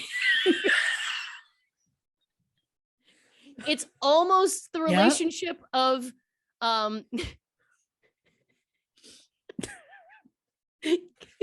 so sorry. It's almost the relationship of Pollux, Castor Pollux, and Pollux Troy in Face Off. Am I tying your shoe at the plane? Yeah. But if a cop takes my face and goes in prison, you're gonna know. I would know. You would know. Because Yes. there's no way that someone could use my face and show up. They're not going to say profound art shit about beauty. I would have questions immediately. I could ask 3 things immediately and I would know. And I'm never going to share them because then that's then they know. Exactly. But I know because they're going to have to binge the full back catalog of True Crime and Cocktails to try and be me. And good luck, Buster. And listen, they could still do that. And there's still things that I know that I could ask that no one else would know. And they would falter. And that's when I would be like, Judas. Oh, shit. Well, now I need us in a Face Off remake. There's so many things. Yeah. Yeah. Thank you for that reference. I would also have Tic Tacs in like a box with my guns, I think. I prefer Is it the Castor green ones Troy personally. and Pollux Troy? Yes, right? Yes. Okay. I love that I was like, I can't let this go if I've improperly named the characters from John Woo classic Face Off, because that's important to me. It's up there. That movie, there's so many things, but that movie, God, I love that movie. Look, friend of the podcast, Leslie Seiler, and I for years have talked about wanting to do a shot-for-shot remake of that movie with me as John Travolta and her as Nicolas Cage. Because the great news is you get to play both parts. That is true. And you know what? I may not be the biggest fan of John Travolta. I was younger years, but I think they were both so great being each other. You know what? Here's the other thing, dear listeners. I cannot believe this is the first time Face Off has gotten brought up in a significant way on this show. It's shocking it's taken a year. That's the first thing I want to say. Second of all, that movie's a trip. If you have not watched it or you haven't seen it in a long time, rewatch it because it's astounding that it got made. Thirdly, as cheesy, over the top, whatever you want to label it as, their performances were great. I agree. I think they did a great job. And there's something about the like campiness of the whole thing that I don't know. For me, I love it. That's a once a year watch for me. Oh yeah. I can immediately hear John Travolta in my head, except at this point he's Nicolas Cage and they're seeing each other and he's going, "Woo, ain't you good looking."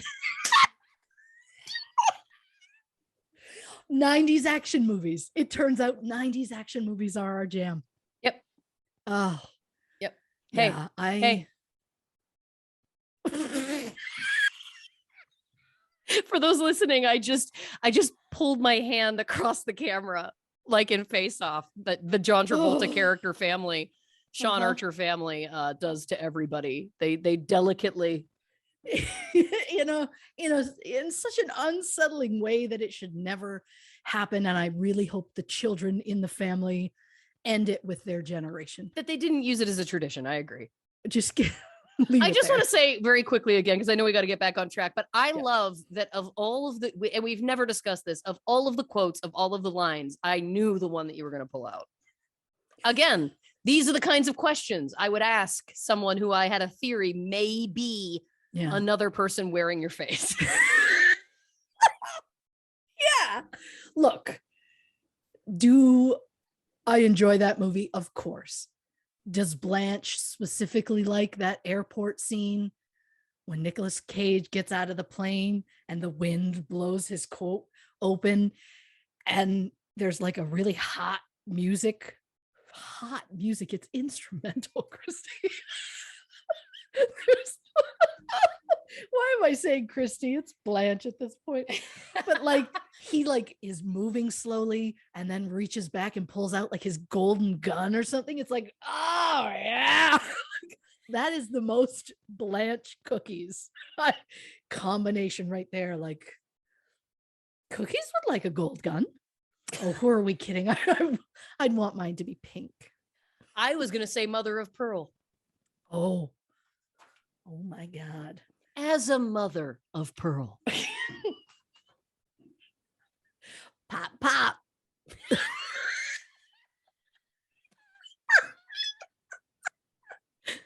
Oh, shit. Oh, God. This is off the rails with true crime and cocktail. This is what they come for. Come on. Yeah, it is. I will say I was in a blanket earlier. Now I'm not because I am fully warmed up and the pants may go by the end of it. Who knows? We'll see what happens. Listen. Oh, God. Oh, Face Off. Well, that was a journey that was a side note I'm glad we took. Yeah. I mean, I'm just excited for the next time that we're going to bring something up, but cookies would date Castor Troy. Yep. Oh, Like, but not exclusively, because she's not an exclusive bitch. She can't be tied down. No. Too many options. Too many options. Oh, cookies, you give me life. And also me. Oh, anyway, biscuits. Back to the case. Yeah. The idea of me like on like a throne of some sort, talking to somebody, being very annoyed, like kind of filing my nails, like I'm not listening, but I'm listening. And then I'm just like, are you done? I have some thoughts. And then you just like biscuits comes in from the side. Like, do you need a crystal? Do you want to I'm sensing something. Are you sensing something? And I just be like, biscuits, sweetie, would you like a drink? Yeah. Why don't you go grab, you know what? I'd love one. And then like the second you leave, I'm like, okay, just so you know, him gone. She never knows about it. I feel like that's what this would turn into. Yes. You have to have plausible deniability. I do. And I also feel like I would just be dripping everybody in rose quartz. I'd just be like, you're on a journey. And I think that you'll really connect to your heart chakra better. Yeah. If you just place this, and Cookies begrudgingly is wearing the crystals. She doesn't want them. Of course. She doesn't want them, but she does it for her. She does it for her Pollux. Well, I would also probably put the crystals in like rings on my fingers. So it looks like I'm wearing like brass knuckles, but they've got rose quartz on the end. So you feel good about me punching you, you know? Yeah. I do know. I don't do the dirty work. Never. I'm a backhander more than anything. What is that? I don't know what that means. Oh, God. That's the most off the rails we've gone in a while. It's nice. Happy Thanksgiving. Gobble, gobble. I'm well aware that this airs on a different day. Doesn't matter. Than Thanksgiving, but it's fine. They can pretend. Yeah, of course. So Rick says he did the first shift. Randy says he did the first shift. We've talked about this. It's conflicting reports, and I don't know why. Again, it should be easy to figure out who did which shift. But Rick also said he was doing rounds between 1:30 and 2 a.m., which he wasn't, because he was sitting at the desk because he buzzed in the thieves.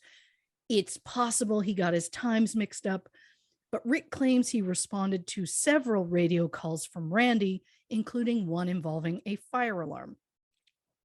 Motion sensors detected movement in the Blue Room at 12:27 a.m., which is about an hour before the thieves entered the building. Investigators said the movements were consistent with a guard making their rounds. However, it is the only time those sensors detected any movement in the Blue Room until after the police arrived in the morning. And yet the Manet was taken from the Blue Room. So how do they get it out of the room without tripping any sensors? And why would they be so cautious about those sensors and not so worried about the other ones? Past guards who work at the museum have said that the sensors weren't always 100%. An expert on museum security went to the museum 2 weeks after the robbery and said every single one of his movements was recorded on the sensor log. And the fire alarm went off at one point, so maybe it was just a weird glitch on the night of the heist, which feels way too convenient for me. And if you ask the guards who they think is responsible, well, Rick claims that one of the men was David Turner, who is a member of the Boston mob, which we will get into shortly. But Randy believes that one of the thieves was Brian McDevitt. Brian Michael McDevitt is a screenwriter, although all I could find was an article that claimed he was, quote, an award-winning freelance screenwriter. And to that I say, okay, but then why hasn't IMDb heard of him? There are a few Brian McDevitts on IMDb, but the only one that seems to be him is one who is only known for appearing as himself on 60 Minutes. Interesting. So I find that interesting because either that's him or he doesn't have one. And how does he not have one? I have one, for crying out loud. I don't know how, but I do. Someone did it. The world is weird. Mm-hmm. Apparently, Brian attempted to rob the Hyde collection in Glen Falls, New York in 1981. Brian and a partner allegedly hijacked a FedEx truck, posing as employees, and gained access to the museum. They carried handcuffs and duct tape to restrain the guards, but ended up getting stuck in traffic. And by the time they arrived, the museum had closed. Oh my God. New York traffic, am I right? I was just going to make that exact joke. Yes. The FedEx driver later identified Brian and his accomplice, and the pair were arrested. At the time of the Gardner heist, Brian was living in Boston, but he moved to California shortly after.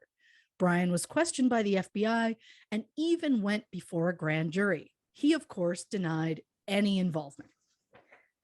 His former girlfriend, Stephanie Rabinowitz, claimed Brian told her in 1992 that he was paid $300,000 to rob the Gardner Museum and that he had to leave the country because of it. Brian died in Colombia in 2004. I'm skeptical. Say he did rob the museum and got $300,000. By 1997, the museum was offering a reward of $5 million to anyone who could lead to the recovery of the art. So why wouldn't he give up whoever hired him for another payday? And yes, it's possible he feared the person who hired him, because I know anyone that Cookies hires is afraid of her. Of course. That's her aesthetic. So I guess Brian isn't off the list. He was in town at the time. He's tried to do heists before. Who knows? Other more possible suspects. What about the mild-mannered former school teachers, Jerry and Rita Alter? There was a heist at the University of Arizona Museum in Tucson on November 29th, 1985. A man and woman arrived at the museum shortly before it opened at 9 a.m. The woman talked with security while the man went upstairs. A few minutes later, the man came back down and the couple abruptly left. When security went upstairs, they found that a painting by Willem de Kooning had been cut from its frame. The painting was one of 6 works in Kooning's Woman series, the last one of the series that remains with a private collector as opposed to a museum, reportedly sold for $137.5 million in 2006. It was purchased by a hedge fund billionaire and sold by music's own David Geffen. Hello. At the time, the museum had no surveillance cameras. Police found no fingerprints. The couple were in the museum no more than 15 minutes, and according to a witness, they drove off in a red-colored vehicle. The witness did not get the license plate number. No one had a clue who the thieves were or where the painting went. Skip ahead a few decades. Jerry dies in 2012, and then when Rita died in 2017, their estate was purchased by a furniture and antiques company in New Mexico. When the company was going through the house, they found the missing Kooning painting hanging above Jerry and Rita's bed. The painting was estimated to be worth over $150 million. Wow. And yes, it was authenticated and proven to be the missing Kooning. Now, apparently there is photo proof of Jerry and Rita in Tucson the day before the heist.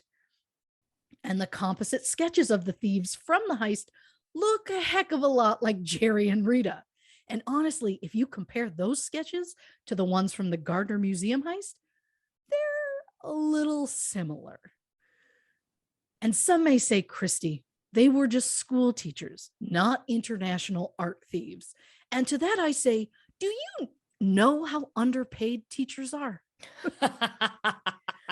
Well in 2011, Jerry published a book of short stories called The Cup and the Lip Exotic Tales. Not interested in reading that, Jerry. So sorry.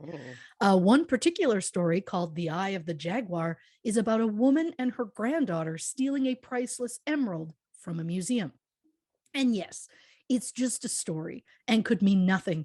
But Jerry described his book as, quote, an amalgamation of actuality and fantasy.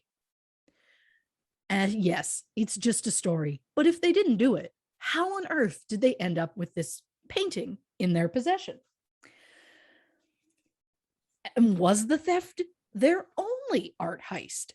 Remember, they both worked in public schools for most of their careers, and yet they could afford to travel to over 140 countries on all continents, including both polar regions. And not only that, but when Rita died, there was more than $1 million in their bank account. Their nephew said, quote, "I guess I figured they were very frugal. They were just nice people." Huh. Uh-huh. And photos of them, yeah, they just look like this sweet, regular, totally normal couple. And it's like, wow, they totally stole that painting. Yeah. And who knows what else they stole. And then they hung it in their room, which the balls of that I kind of respect. And from one art thief to another, although this suspect actually admits to being a thief, Miles Connor Jr. admitted that he scoped out the Gardner Museum numerous times in the 1970s. He was even quoted as saying, quote, "Some people consider me the biggest art thief in the country because I robbed a number of museums." In fact, Miles has admitted to more than 30 art heists. Now, I'll tell you right away, Miles did not do the actual Gardner heist himself. He was in prison at the time. Okay. But that doesn't mean he wasn't potentially involved in some way.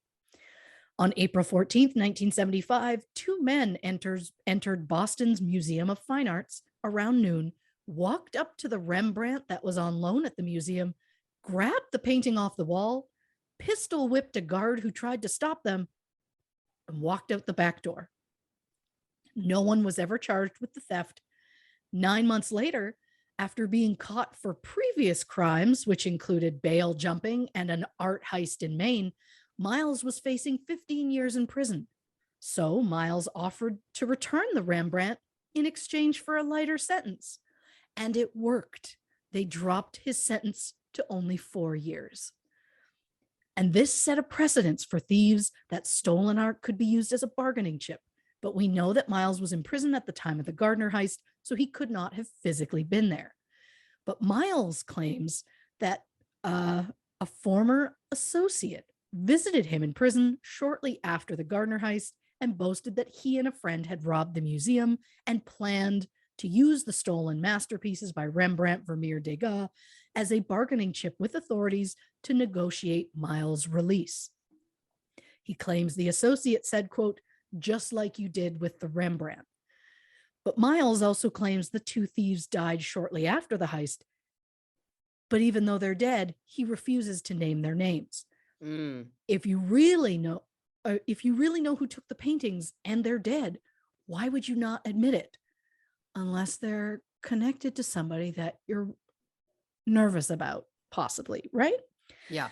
And that may sound like I don't agree with Miles as to who he thinks the real thieves are, but I have to say, I actually think Miles and I are in agreement, because it has to do something with the mob. That's where my brain goes. Allegedly. Mm-hmm. Now, I'll give a heads up that so many of these guys are named Bobby. So to save us from getting confused, because I'm about to throw a lot of names at you, I'm just going to refer to them by their last names. Cookies would want it that way. Mm-hmm. And the story goes kind of all over the place, and I'm running out of time to make these notes. Like, we're literally planning on recording this in less than an hour, so this might get weird.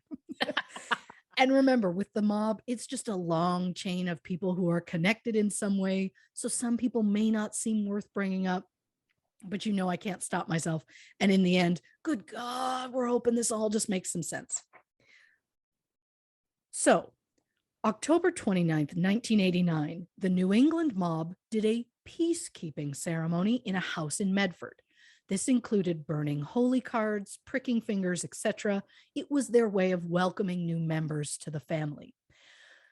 Should I find this as cool as I do? Absolutely not. I'm just saying that I love that I called this with biscuits. Yeah. Yeah. Oh my God, you're right. You would know. I also feel I do full tarot readings. We're having a meeting, and you would come in and be like, just some snacks. I just brought here's just like a little light tray of nachos. Yep. And then if none of them took them, I'd be making eye contact with them and they would be like, oh yeah, we'd love them. These are so great. And I would be like, thanks, babe. Yep. And that's just where we're at. I love that you've, because in my head, you're Pollux now, like, or Pollux, Castor and Pollux. Yeah, that makes sense. Yeah. Oh, I just want to tie your shoe and keep you safe. Mm-hmm. Oh boy. So the FBI managed to have a bug at this very ceremony, and based on conversations that were heard, Vinnie Ferreira was arrested November 14th, 1989. Ferreira was lower down on the food chain in the mob, but after the imprisonment and death of some of his leaders, he was looking to get himself a bigger piece of the pie, as it were. So while Ferreira is in prison, he's visited by his driver, Bobby Donati. Donati visited with Ferreira once before the Gardner heist and twice after. Some believe that Donati arranged the heist in the hope of using the paintings to get Ferreira out of jail. Now, Donati was close friends with Miles Connor, and he even previously stole 5 artworks with Miles Connor. Miles claimed that Donati planned their heist, but it was Miles that got caught. And that's when he used the other stolen art to get out a lesser sentence. An informant also claimed that before the Gardner heist, he saw Donati at a mob hangout known as the Shack with a paper bag containing 2 BPD uniforms. On September 24th, 1991, police went to Donati's house and found blood on his front porch. Donati was allegedly shot at his front door, dragged to the trunk of his car, where his body was found several days later. Despite the fact that Donati was under police surveillance at the time of his death, his murder remains unsolved. Interesting. Now, Donati was childhood friends with Bobby Garanti, who also happens to be related to the Rossetti family.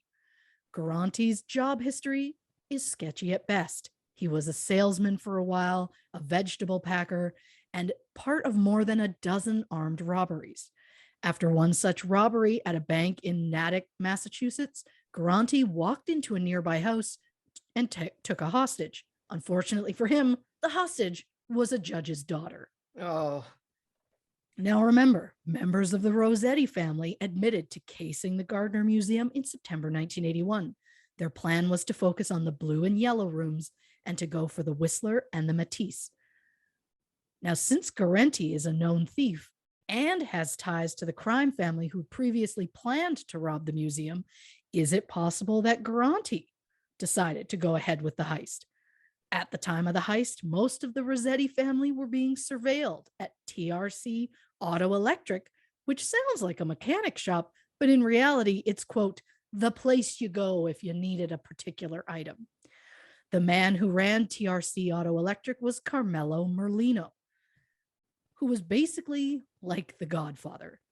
It was said that if you had a problem or an idea, you brought it to Merlino. And in case you want a specific connection between Merlino and Garanti, the feds believed Merlino was supplying Garanti with cocaine to sell. Now, here's something I'm just going to start tossing names at you. So this is going to get overwhelming, and I'm sorry. Merlino's main crew consisted of Charlie Pappas, David Turner, George Reisfelder, and Leonard DiMuzio. So Merlino and Pappas both get indicted on drug charges in May 1994. They're both given 5-year sentences, and Merlino, of course, hates the idea, so he starts to claim he could have the Gardner paintings returned if his sentence was reduced. But Merlino can never give or supply proof that he has even ever set eyes on these paintings, but that doesn't mean his crew is so innocent. The sister-in-law of Reisfelder, one of Merlino's crew, said that she once arrived at his apartment where he was hanging a painting in his living room. She said she hadn't heard about the Gardner heist at the time, so she didn't think anything of it, except the fact that she didn't like the thick gold frames she described as frou-frou that surrounded the art. She questioned it, and Reisfelder said he had to have the frame custom made. Years later, when shown pictures of the art that was stolen, Reisfelder's sister-in-law is adamant that the art she saw in his apartment was the missing Manet. Reisfelder also looks eerily like one of the composite sketches if he was wearing a fake mustache and glasses. There is something I love about the boldness of hanging stolen art in your living room, like in your bedroom where there aren't going to be people in and out, but like in your living room where people open the door to see it. That's bold. Reisfelder was also sent to jail in 1966 for a robbery that ended with the death of a railway clerk. He stayed in prison for 16 years before he was released when it was found that he had been wrongfully convicted. So I get the idea of spitefully hanging stolen art in plain view as like an FU to all those years he spent in jail. It was also said that not only did Reisfelder drive a dark hatchback similar to what was seen outside the Gardner Museum on the night of the heist, but during the heist, one of the thieves kept going down to the basement to check on the guards to see if they were okay or if they needed any water. Reisfelder's sister-in-law, Donna, said that is absolutely what Reisfelder is like. He would always go and make sure he would be a host, even in a moment of him stealing something, he would still try to be a host. But even if he was responsible for the heist, Reisfelder died from a cocaine overdose on March 11th, 1991. Was he a regular user? I don't know. Was he using cocaine because that was the main drug that Merlino worked with? Possibly. Was it a murder made to look like an overdose? I mean, without an autopsy report, I can't say for sure, but people in this crew die within a small span, so I am suspicious of everything. Then we have David Turner, one of Merlino's guys who apparently had a close, almost father-son relationship with Guarente. And Turner is a real piece of work. One crime that Turner was responsible for, the 1991 armed robbery at the Bull and Finch pub. And while that name may not mean anything to you, you should know it as the very pub that inspired the hit TV series Cheers. Oh. On September 7th, 1991, two masked men broke into the bar just after closing, knocked an employee unconscious with a liquor bottle, and stole $50,000 from two safe deposit boxes. But just like Cheers, it's the place where everybody knows your name, and Turner was indicted on charges of masked armed robbery, assault, battery, and theft. A former employee of the pub was indicted as an accessory in conspiracy to armed robbery charges. Now, Turner claims he was in Florida at the time of the Gardner heist. His bank records back him up on that. Although, couldn't he just give someone else his bank card and have them go to Florida and use his bank card? Because as far as I know, that's the only proof. They don't have video proof of him taking money out or purchasing anything. They only specifically have his bank information. Right. Security guard Randy is convinced that David Turner is who he saw on the night of the robbery, and surveillance spotted Turner taking a vase out of his trunk in September 1991. Could that have been the Chinese artifact from the Shang dynasty? It's possible. But of course, Turner denies any involvement in the heist. A guy named Anthony Romano, who was once prison buddies with Merlino, said that he believes Merlino was involved in the heist, and Romano was pissed at Merlino because he allegedly turned Romano's ex-wife into a drug mule. So Romano agrees to wear a wire, and they find out that Merlino, Turner, and a man named Stephen Rossetti were planning a robbery. On February 7th, 1999, the men were carrying grenades, bulletproof vests, flex ties, handcuffs, and multiple weapons when they tried to rob the Loomis Fargo Armored Truck Depot. A sting was put into place, and the men were told they could walk if they just gave up the Gardner paintings. The three men, of course, said they had no connection to the paintings at all, so they were sent to prison for nearly 40 years total. Whoa. Turner was sentenced to 460 months in jail. And in 2007, the Court of Appeals reaffirmed the sentence. So Turner was set to be released in 2032. But for reasons that were not made public, that got moved to 2025. And then he was just up and released in 2019 for reasons we don't know about. Did he make some sort of backroom deal with the feds? Because as far as I know, that's the only way you get a bunch of time taken off your sentence. And yes, there's a thing called good behavior. But those sorts of things get logged, whereas no explanation has been given as to why he was let out so much earlier than he was supposed to. And honestly, if it was a case of good behavior, Turner was accused of killing a social worker in 1985, accused of shooting Leonard DiMuzio in June 1991. And we're talking shooting him, stuffing him in a trunk, and then abandoning the vehicle so DiMuzio's body wouldn't be found for months. Turner was never charged with that crime. He was, however, charged for a 1990 home invasion, but he was never convicted, as 2 of the witnesses were mysteriously killed and a third refused to testify against him. One of the witnesses was Pappas, a mob member who became an FBI informant. When Pappas agreed to testify, Turner allegedly shot him outside of his own home, November 22nd, 1995.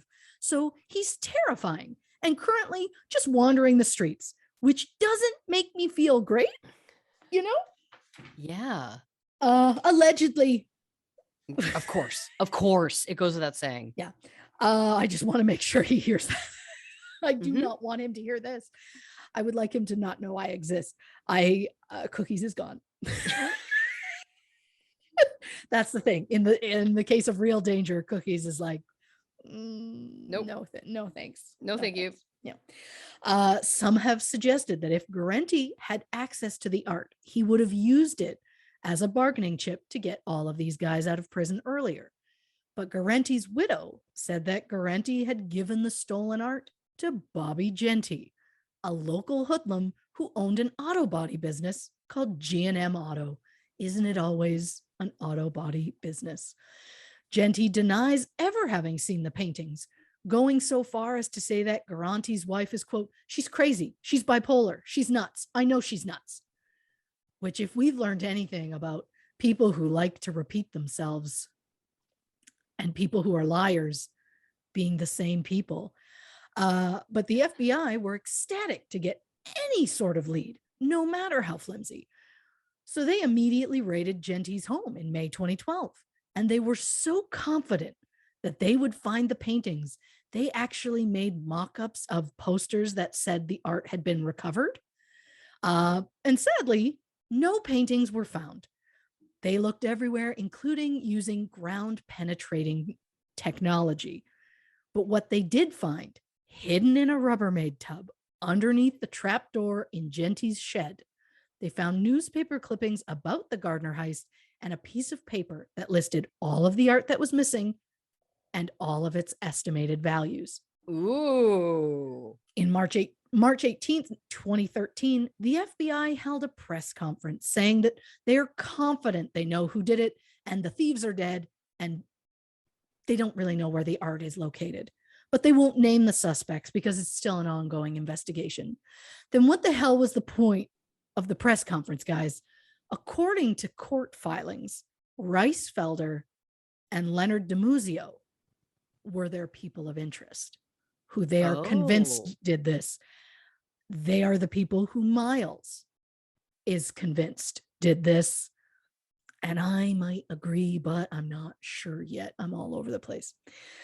In May 2013, Genty was sentenced to felony possession of a firearm and ammo and possession of unregistered silencers. It was said that Genty's health was so bad that he'd likely die in prison. So his lawyer told him that if Genty could give him something, anything on the Gardner paintings, Genty could be removed from prison where he could go home and die surrounded by his family. Genty said, quote, "There ain't no paintings." Does that mean he doesn't have them? Or does that mean that they have since been destroyed? I don't know. Because again, we have not touched on this. I don't know why I said again. If you take painting that's from like hundreds of years ago and roll it up, And then who knows the condition that they're being like light, dampness, temperature, all of these things, they could just be completely destroyed at this point. They could also be hung up in the basement of like a Bond villain or something. Who knows?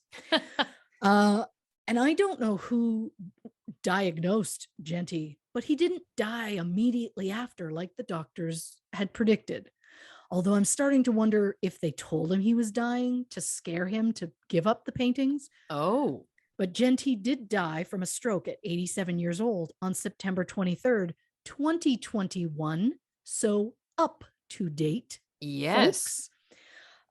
So just to quickly summarize the mobsters who might have been involved in the Gardner heist, because I'm frantic and out of time and I might have forgotten to mention the demise of some of these men. So Genty died September of 2021 from a stroke. DiMuzio was murdered in June 1991. Pappas murdered November 1995. Greisfelder overdose March 1991. Donati September 1991 murder. Garanti 2004 cancer. Merlino 2005 died in prison. So it just feels like too much of a coincidence that the men who were potentially involved in all of this died from mysterious deaths, all within years of the heist. Greisfelder, Donati, and DiMuzio were all dead within a year of the heist. That timing cannot be a coincidence. And if it's not the mob, which I'm fairly certain that it is, there's also the possibility it was just some random art thieves. And I say that because there was a similar art heist less than 2 years before the Gardner. Layla Bean, the caretaker of the Bangs Hallett House in Yarmouth, was locking up around 10 p.m. on July 22nd, 1988, when 2 men waiting outside the back door rushed inside and grabbed her. They blindfolded her, tied her at the wrists and ankles, and duct taped her to a chair. The men then proceeded to steal nearly $100,000 in artifacts, including 6 paintings, 200 pieces of scrimshaw, a silver-plated teapot, and a 13th century Chinese vase. Oh. The heist has never been solved, but the fact that it's so similar to the MO of the Gardner heist, I can't help but wonder if it was done by the same men. And for those who are curious, Yarmouth is only 74.9 miles or 121 kilometers away from Boston. So it's more than possible that the jobs could have been done by the same local crew. All I know is neither heist has been solved. And the idea that both took a random Chinese vase feels interesting to me. Investigators have said, quote, if we could have charged somebody, we would have. So as of now, nearly 32 years later, no charges have been filed in connection with the Isabella Stewart Gardner Museum heist. The theft was featured on America's Most Wanted twice in the first year. However, much of the media had long moved on from the case. As a week after the robbery occurred, 21 members of the New England Mafia were charged with racketeering, loan sharking, and murder. So the heist was very quickly forgotten. The FBI believed the death of Bobby Genty would somehow unearth the paintings. And since Genty died just 2 weeks before this recording, it's possible there could be an update on this case sooner than later. But honestly, I think after this long, if they weren't already destroyed years ago, whoever has the art isn't going to give it up regardless as to what money they were offered. Yeah. So will the art, at this point, yeah. Oh yeah. Will the art ever be found? Experts say that 90% of stolen art is never recovered. So it doesn't look good. And both thank you and I'm sorry for this journey. Reporting for True Crime and Cocktails, I'm ya bitch Cookies. No, wait. Oh. But Cookies is no one's bitch. Nope. Absolutely not. So I gotta walk that back. Yeah. Oh God, what a gift. Listen, I have some cuckoo bananas theories. I'm not kidding. Out of left field. But I also need to hit the can. So let's take a quick break. We're going to come back, get into our theories and final thoughts. Final thoughts, Jesus, on this episode of True Crime and Cocktails. All right, last clap, baby. On three. 1, 2, 3. Welcome back to this episode of True Crime and Cocktails. Of course, we're discussing the Gardner Museum heist. Now, I've tried again to keep my notes in order. I don't know. I did for most of it, and then at the end, they're all over the place. So we'll see what we get. Sure. First of all, the quote about Isabella, not a woman, she's a locomotive. What I immediately thought of was, toot, toot, she's a brandy. Oh, maybe that's why I respond to her. Yeah, I think so. I was like, who's driving this train? Is it Brandy or Isabella?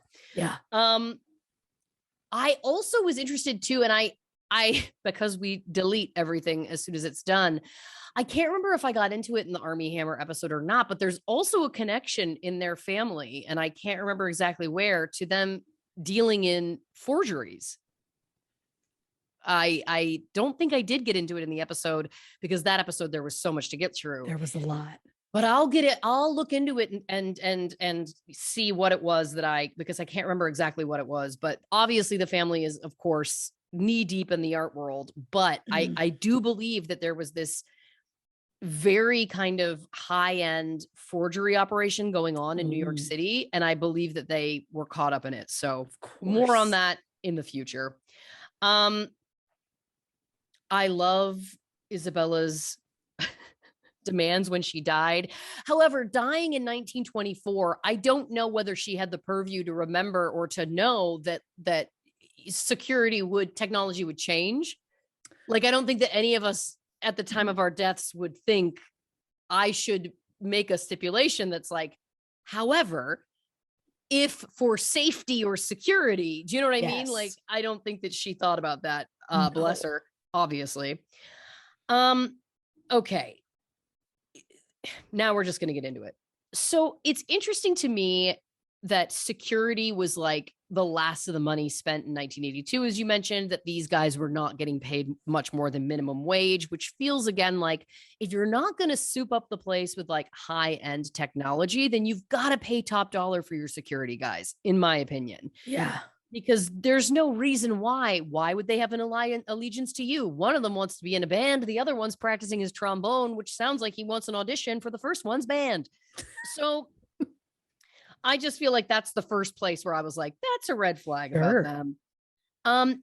It is interesting to me the way that it started, the fact that they were like, this is a robbery, which is kind of funny, but also like, go with me on this, because immediately I was like, I feel like these guards were in on it, whether they were paid off or they knew the guys or whatever. Like, the fact that the way that they recounted the story involved these robbers dressed as police saying, this is a robbery. To your point, it does sound like a movie.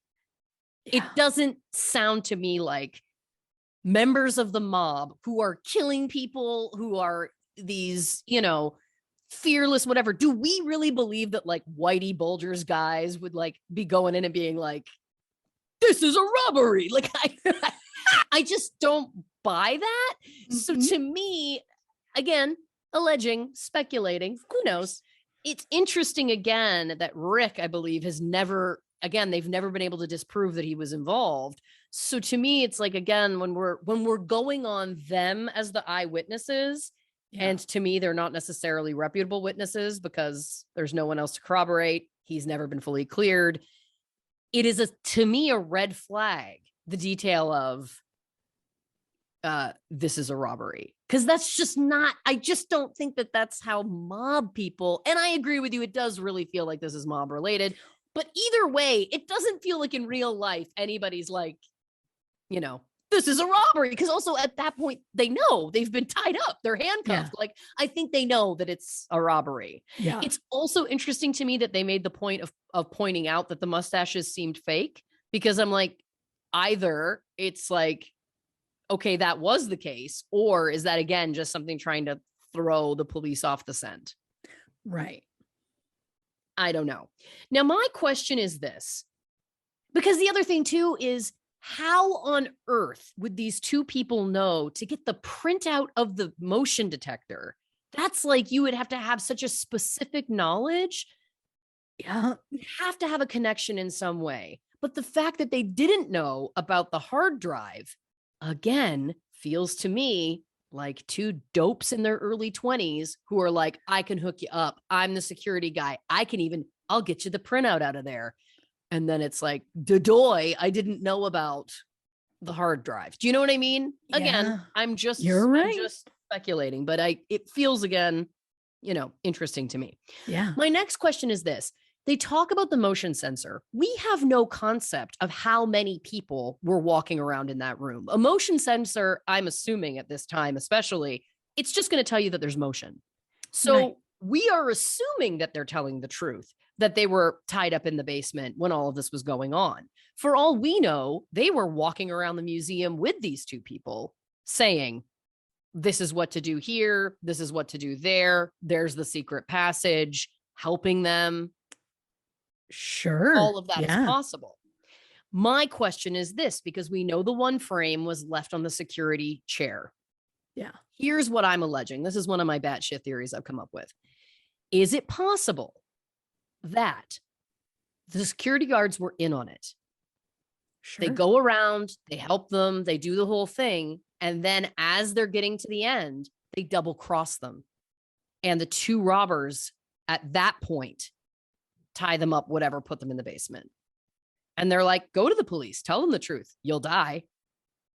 Good luck. It's more than possible. I'm going to post photos. They've only ever shown photos of Rick being tied up. They never showed, because again, they just do not show Randy ever. But the tape job, like, yes, it was kind of around his eyes, although you could see him looking over the tape. So I don't know if it fell down or if they just did a really bad job. So it goes like around the center of his head and then like around his head, like it's old timey toothache. So you have the big cloth or whatever that you tie around your head like that. So it was like, what did that do? Like, it was just, the tape job was very like, that's not a professional, No. It's just weird to me. Could they have done that themselves? Great question. Because again, I'm like, who are these people? Because to your point, which is a great point, actually, why would they remain alive? Why wouldn't they have just been killed? Much like, why weren't the thieves then killed? Which, who knows, they might have been. But it doesn't feel to me that this is a super professional job. Sure. Just the way that things went. And again, like you're saying, the tape job, that feels weird. Again, if we're talking mob guys, I'm going to go out on a limb, and this is a compliment to them. They know what they're doing. They've got some experience. So this brings me to another, well, maybe this isn't so bad shit. What if this is and this is, again, a huge concept, but what if this is a scavenger hunt? And part of it is because we know that there was this bringing in ceremony, that part of your initiation is you have to go and you have to steal a certain list of things, because we know that there was this other robbery 2 years prior that was so similar, that had the Chinese vase. Interesting. Is there a checklist of certain things that you have to get to prove whatever, that you can pull it off, that you're not going to get caught, all these kinds of things? Is it possible that it's just for fun? Is it possible that this is like, it's a game? That it's like, this is a game for people in the mob, or like, we've seen all kinds of movies depicting like the uber rich who hunt humans, for example, or you know what I mean? Like, is it some kind of crazy secret society, whatever, black market, who knows, mob or not mob, high-end secret scavenger hunt game? Because that would explain a couple of things. It would explain why they were tied up weird. It could explain this is a robbery. You know what I mean? Like, there's just this kind of element to it that doesn't fully make sense. It could explain 2 weeks prior with the guy trying to get in there, like testing the waters. Like, it's again, this challenge that you have to pass either for fun, for sport, or to prove yourself in some way. Sure.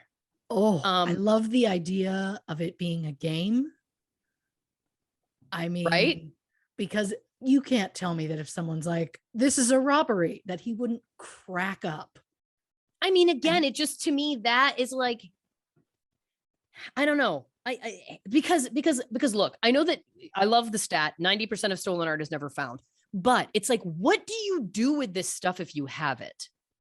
And the other thing that speaks to this to me that makes it feel like it's not about the money, or it's not, its prime purpose isn't about stealing it for the money, is the way it's stolen. The haphazard way the paintings have been cut out of the frames. If you are a high-end art lover who knows art and would want these pieces, you would be sick to your stomach at the idea that somebody's just going to hack it out of its frame and roll it up or whatever to get it out of there. Right?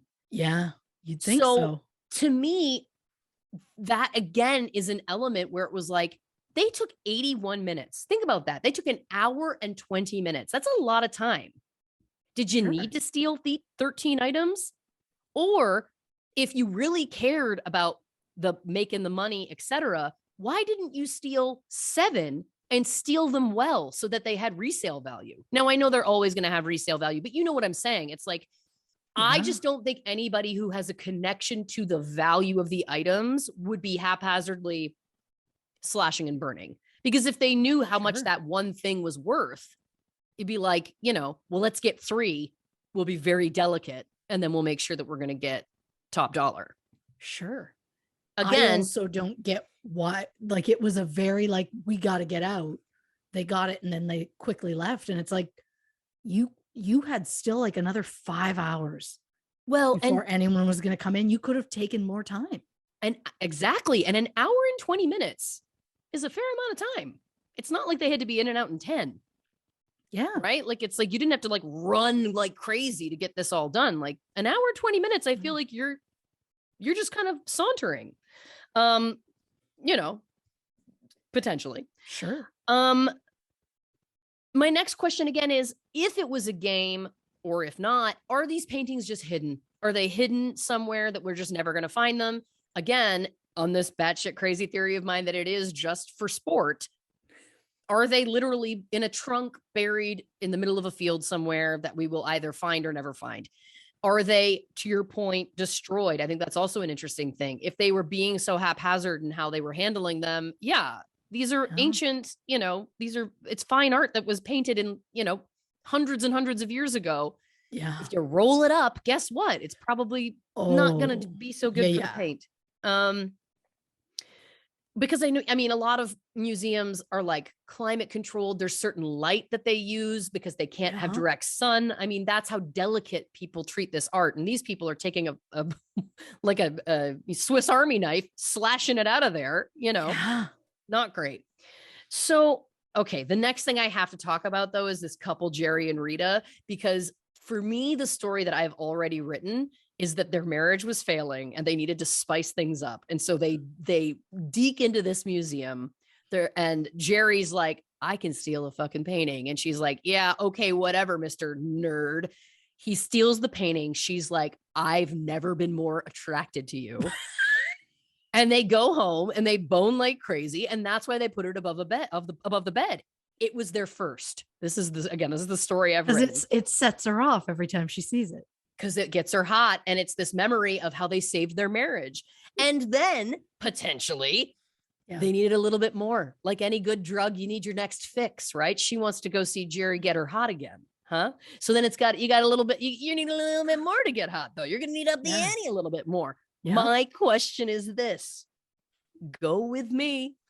I have not seen a picture of Jerry and Rita. So guess what? You could blow this out of the water in a second. But the descriptions we were going on were also based on these 2 Yahoo chuckleheads, security guards. So who even knows? Is it possible if one of them was 6 feet and one of them was 5'9", that the 5'9" one was Rita? Is it possible that it was Jerry and Rita in disguises? That would also explain the fake mustaches.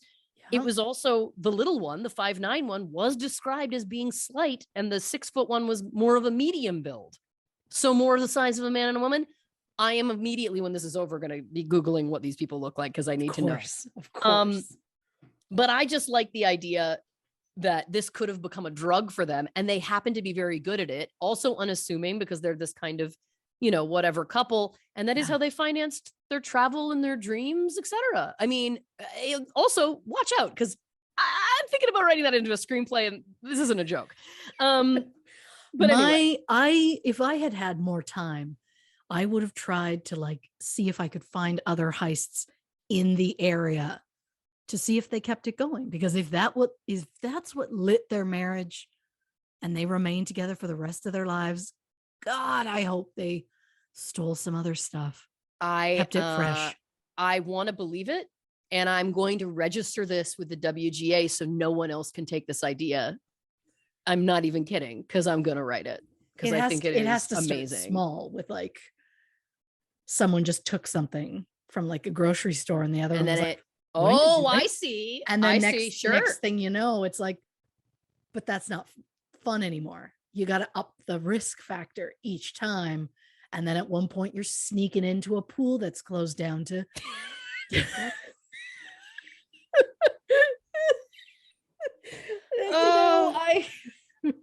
Oh God. Well, listen, we can't talk about it anymore because I can't give away the plot to my hit movie that's going to come out. Of course. Can it star Nicolas Cage and John Travolta, and somehow they're both the husband and the wife?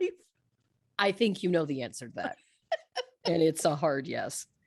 Okay, last thing very quickly again, is it actually the police? I think that there could be something to that theory too. It's interesting to me always, again, as we know, one of my biggest fears in the world is crooked cops. Yes. And I don't know. I mean, it does seem interesting to me that the police report was changed by those two eyewitnesses, Justin and Nancy. It does seem interesting to me that they were never approached by the FBI. Who knows? And then, I mean, but again, if we're talking about, and again, this is a speculation, and I am not in any way insinuating that the Boston police force is connected to the mob. I'm not suggesting that at all. But is it possible that one or two police officers could be? I think absolutely that could be possible in the grand scheme of anything being possible, just like any police officers in any police force could be connected to something untoward. Again, I don't that movie. We've seen the movies. I'm not saying it's common. Yeah. Eyebrows? Yes. Okay, Scorsese. There you go. Because exactly. It's Matt Damon and the Departed, right? Yeah, DiCaprio. Yes.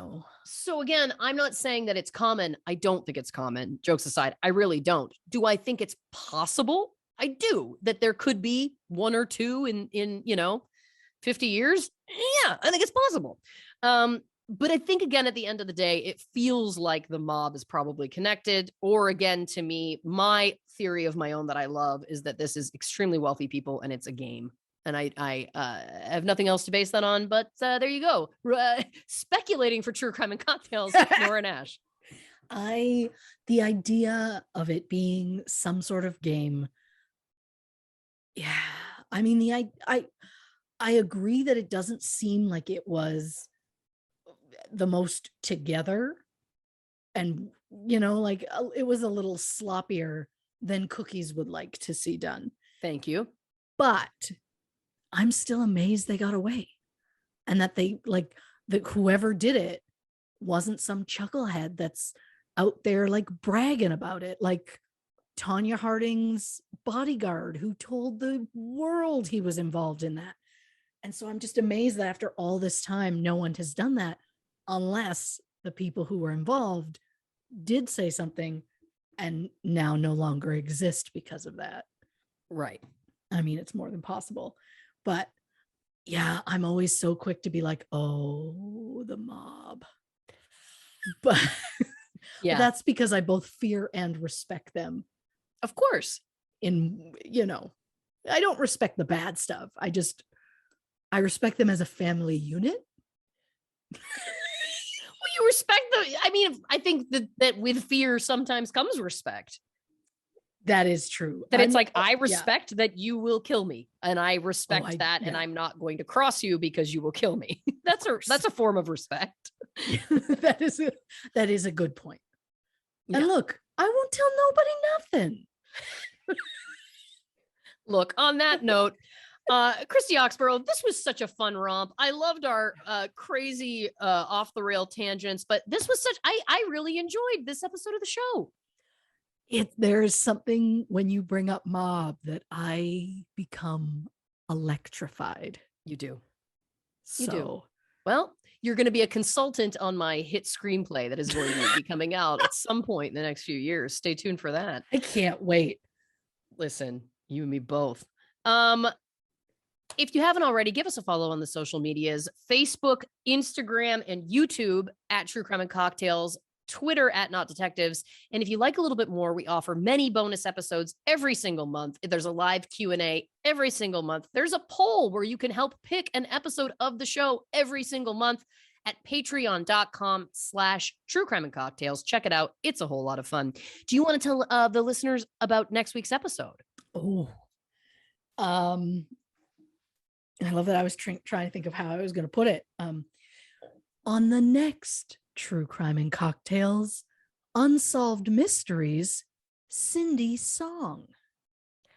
We're going back to our roots, dear listeners. We're doing a OG episode of Unsolved Mysteries, which I'm so excited about. It is season 12, episode 7, Cindy's Song.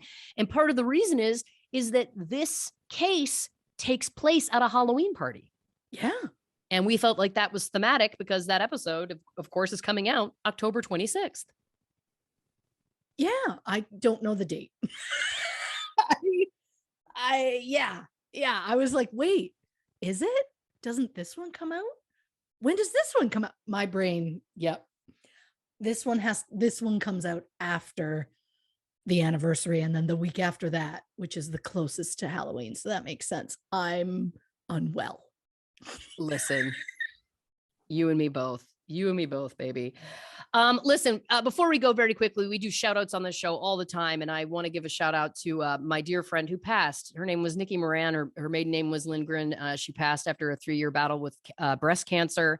It's a tragedy. Ladies, people with female parts, get your pap smears, get your boobs checked. It's no joke. I love her very, very much, and she's very, very missed. So shout out to you, Nikki. I know that you're listening to this episode somewhere else right now. Christy, do you want to say goodnight to the people? Good night, Nikki. Good night, Nikki.